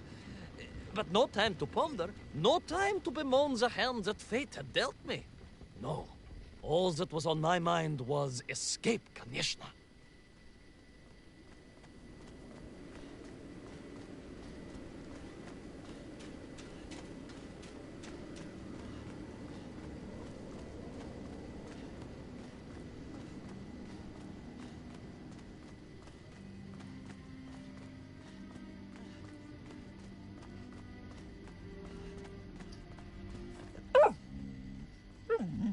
Yes, it was most interesting. The windmill seemed to be from an earlier age. Perhaps this was a devastating warning of the destructive power of unfettered industrialization. I most certainly had not forgotten about the windmills. I did not get carried away. You are missing the point. Perhaps because you are only a small dog. Oh, a brilliant, brave, spacefaring dog, of course, but a small Sabashka nonetheless. If you perhaps listened more and interrupted less, I am just getting to the explanation of the windmills. Voilà le troisième.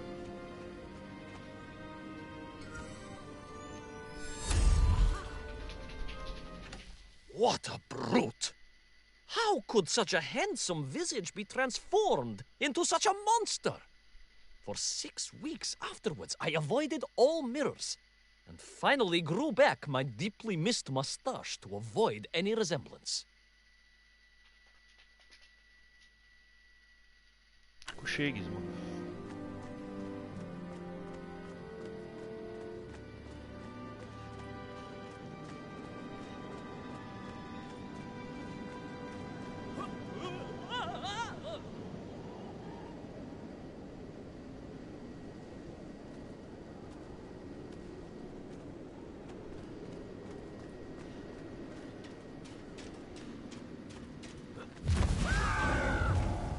My stinking nemesis was back.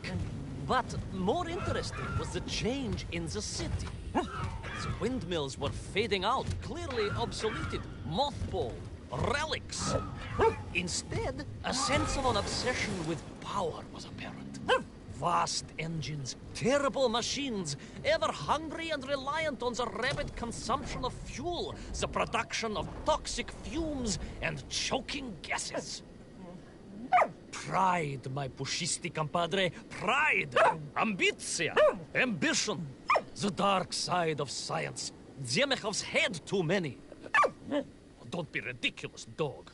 Only a Durak with the intellectual capacity of a ringworm would think windmills are in any way harmful.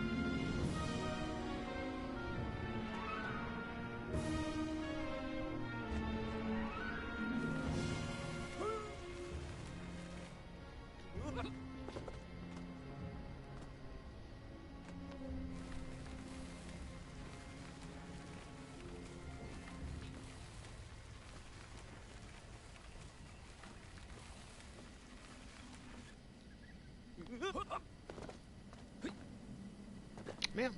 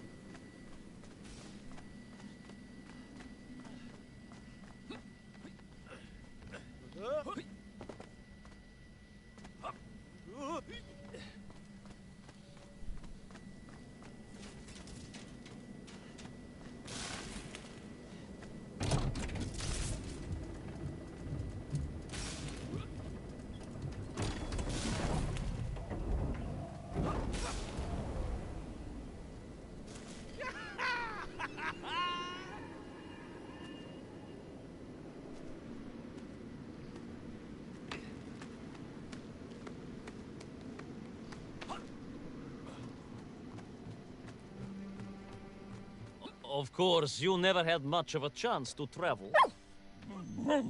Sarcasm doesn't suit you. You don't have the tail for it. You do, at least, have a tail. Mind you, family gossip maintained that so did Uncle Rabliem. Although it was apparently little more than a stub, and a source of considerable discomfort and social anxiety for him. The question of whether or not Uncle Rabliem wagged his stub is very much off topic. What I am trying to say is that your upbringing on the streets of Moscow meant you never saw the blackened fields of Magnitogorsk. The sacrifices made by the valiant citizens of that industrial heartland, as they drowned in their own blight, even as they powered the state forwards. I was reminded of Magnitogorsk as I wandered through those fields of pipes and foundries. And I wept for the loss of innocence that so often goes hand in hand with progress.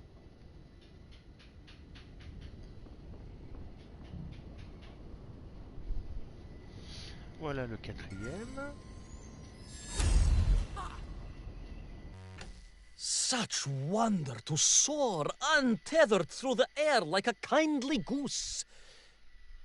One day, perhaps we will all learn to fly, and the skies over Moscow will be filled with the swooping laughter of children and their pets.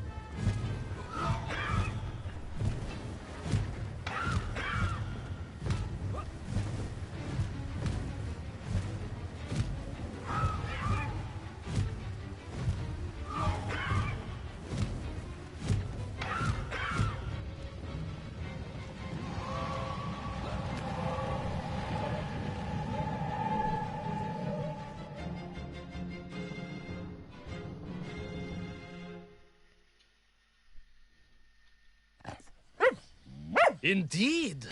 I just evaded the slimy, oily grasp of that man-made Vadzinoy, his petroleum stink clogging my nostrils and making my head thump. And I felt a great stirring within me. Yes, much like I assume Cousin Pavel. May he never get loose again. But no, quite different. This was no volcanic upbubbling of gastric malintent. No, it was the roaring fires of justice once more ignited within me. I felt a swell of patriotic fervor and knew the hand of destiny had fallen on me once more. Yes, what a hand it was. I could not see this great wonder sink into an abyss of poison and bile. The Perunians may have been forced to abandon their city, but I had saved the world once before and was ready to answer the call again.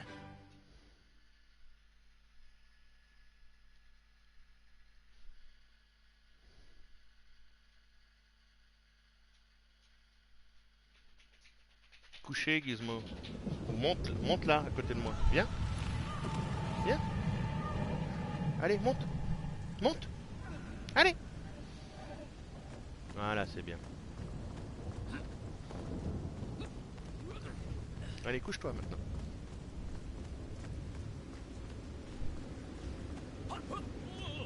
Couche-toi, Gizmo.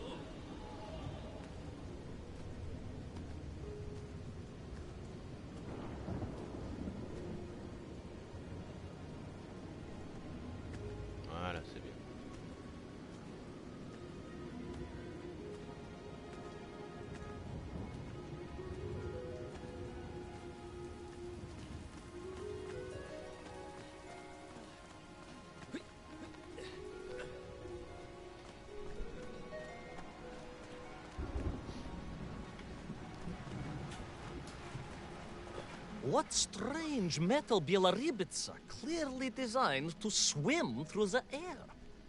I was amazed. And there was more.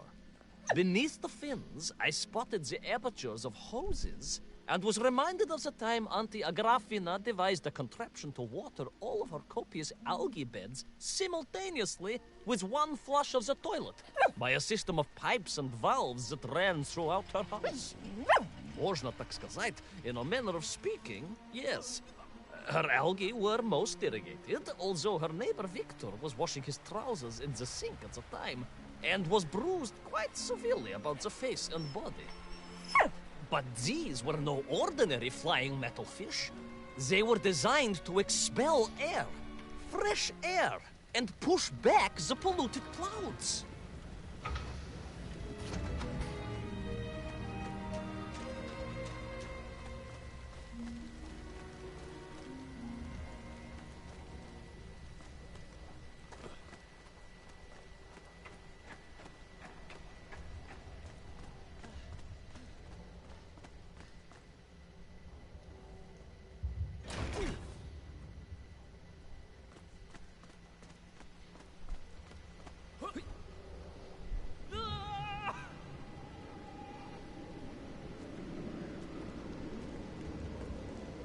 There is, of course, a fine tradition of looking to nature to solve problems of a scientific or military persuasion.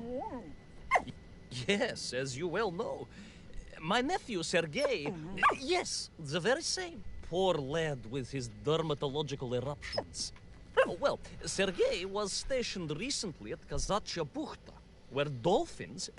dolphins? Were being trained as brilliant aquatic agents of socialism. Why not then be inspired by marine life? Why, there is a fish, I have heard, that can shoot jets of water from beneath the surface to knock its prey off little tiny twigs and into its mouth. If you were to tell the average mushroom sheriff that a dog would orbit the Earth, I suspect you would receive a similarly sneering response. Oh, that is because you are a small, hairy hound of uncertain parentage. I, on the other hand, am a cosmonaut, the product of many months of training, and I realized the answer to pollution was here all along. The Peronians, tragically, had simply never had time to finish their fleet. If only I could find a working flying fish. If only. If only. Yes. If only. Voilà le cinquième.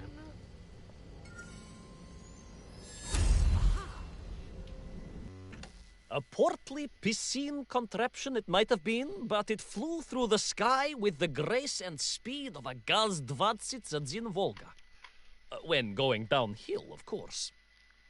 Ah bah tiens, un boat, ça nous manquait ça, tiens. Enfin, pas spécialement, mais bon.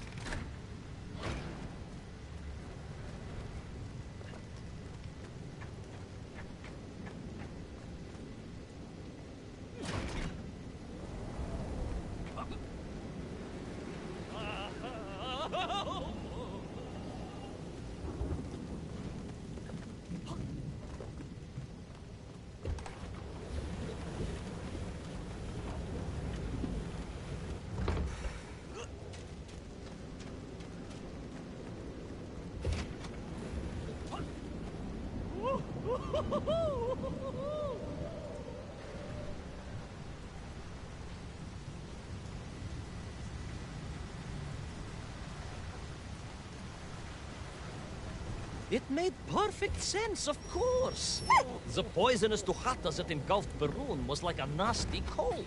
And you know what to do with a cold to rid yourself of it.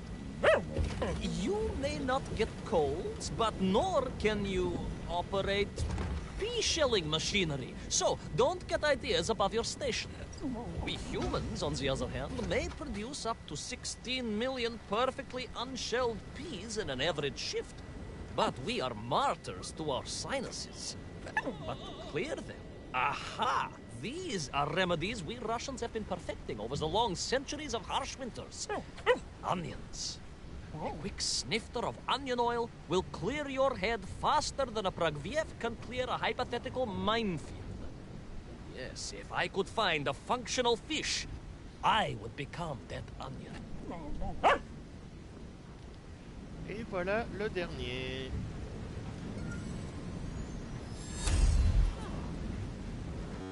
My cousin Yelena was struck by lightning once, whilst foolishly balancing on a chicken depot on her farm near the banks of the tranquil Sagoja.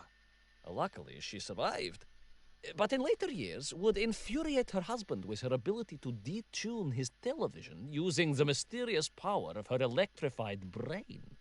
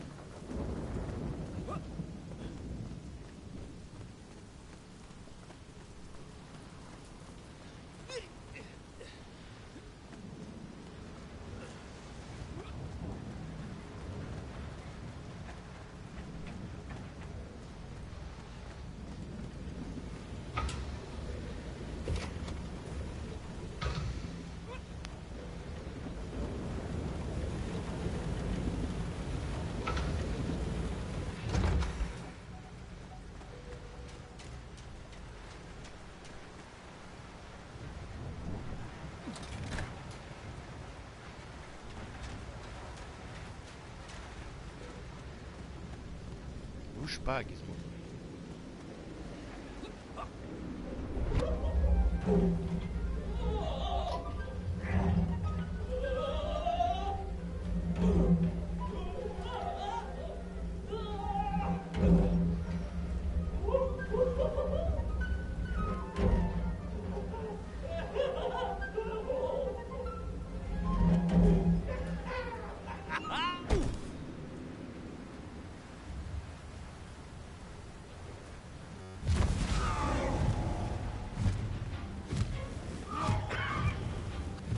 Close. I could feel it. Yes, yes, the working fish, the ribka. I could feel I was at the heart of Perun, and my noxious pursuer had renewed its chase with a terrible vigor.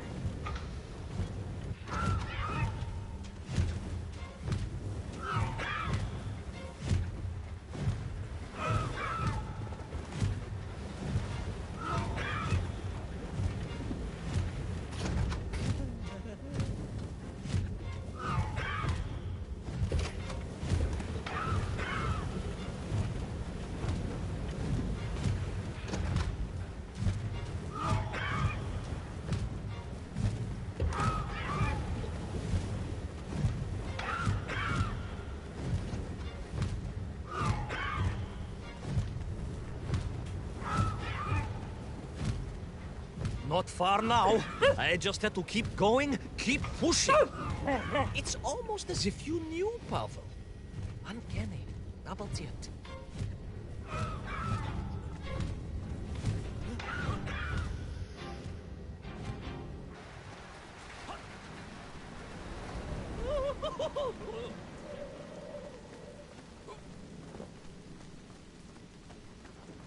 There she was. A beautiful sight. Her scales shimmering in the sunlight, her fins poised for action, her onion cannons primed for a great aerial conflict unseen in the annals of human endeavor. And you are just jealous it was a bigger flying machine than yours. No, bilious pal. It was time for science to fight back. Yes, my hairy compatriot. Paechale! Onwards to victory!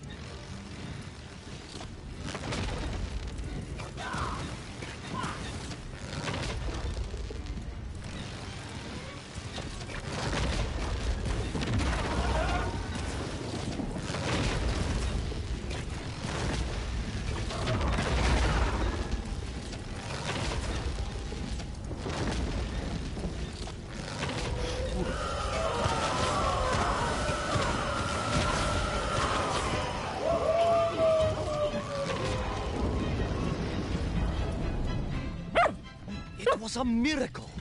I found myself swooping through beautiful clear skies, the strange interior sunlight gleaming on the sides of my fishy vessel. I heard birds clear their little throats and begin their wondrous gvalt, the wind gently humming on the fins. And then, all of a sudden, under it all, well, you see, in my hurry, it didn't even occur to me to check how much fuel was carried in the strange craft. With a horrible splutter, the engines choked and Merci, died. Slave. And suddenly we were plummeting downwards towards our doom.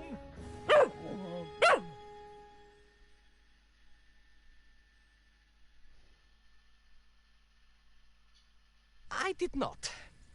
A simple mistake that many have made. Why, my Aunt Agrafina met her untimely demise being late for a fungal sculpting seminar and making exactly the same error. Only, unfortunately, it left her stranded in sub-zero temperatures just outside Pravachitsinsk. She wasn't found until 18 years after her own funeral, but was perfectly preserved. Remarkable, really. It is beside the point, yes. So, there I was. My fabulous ship had become a terrible prison.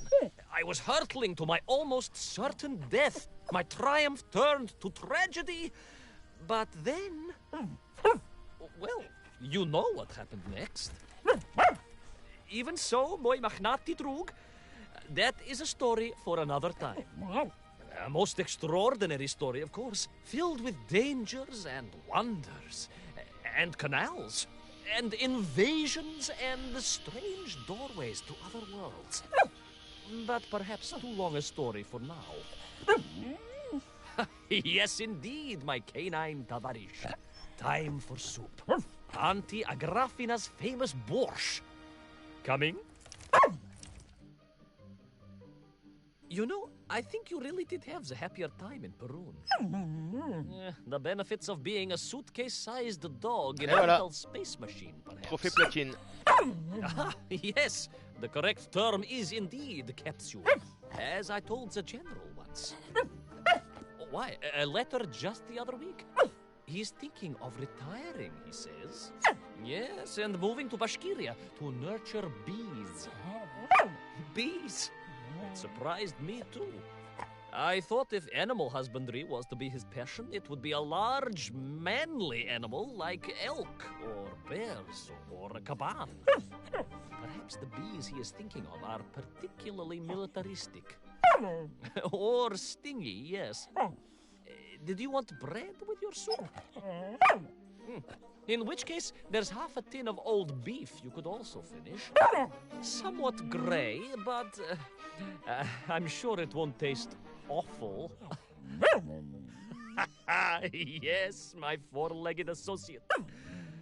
Now, did I ever tell you the story of when Uncle Rablien got his stub ensnared in the seat of a wicker chair in the finest fish restaurant in the whole of Taliatsia?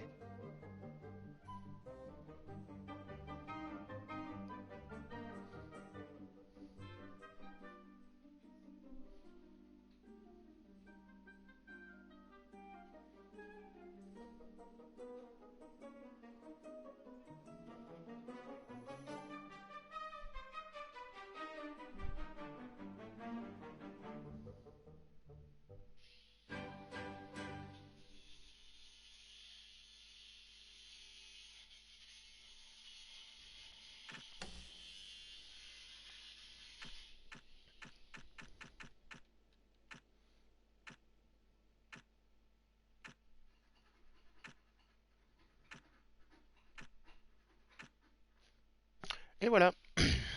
Le jeu complètement fini avec tous les orbes de trouver. Et le trophée platine est tombé. Donc on en a complètement fini avec ce Little Orpheus. Donc il va me rester à vous laisser les amis. Je reprends le live.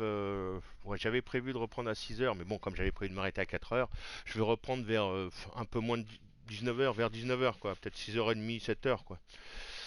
Et on fera le troisième et dernier DLC de Darksiders 2. Puis après, on ira chez Kappa. Et après Kappa, à partir de minuit et quart, minuit et demi, on continue Rise of the Tomb Raider. Je m'étais arrêté juste avant de faire un tombeau. Ah bah oui, oui, t'as largement le temps.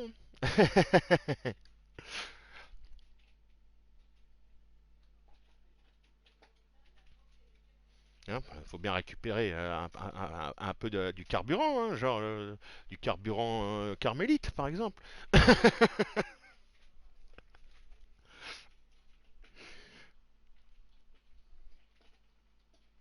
Ouais, ça va, il m'en reste encore moi.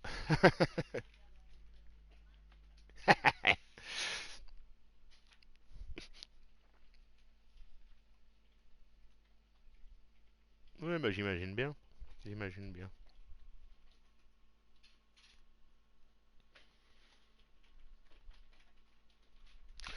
Bah je te dis à tout à l'heure, Slave, du coup.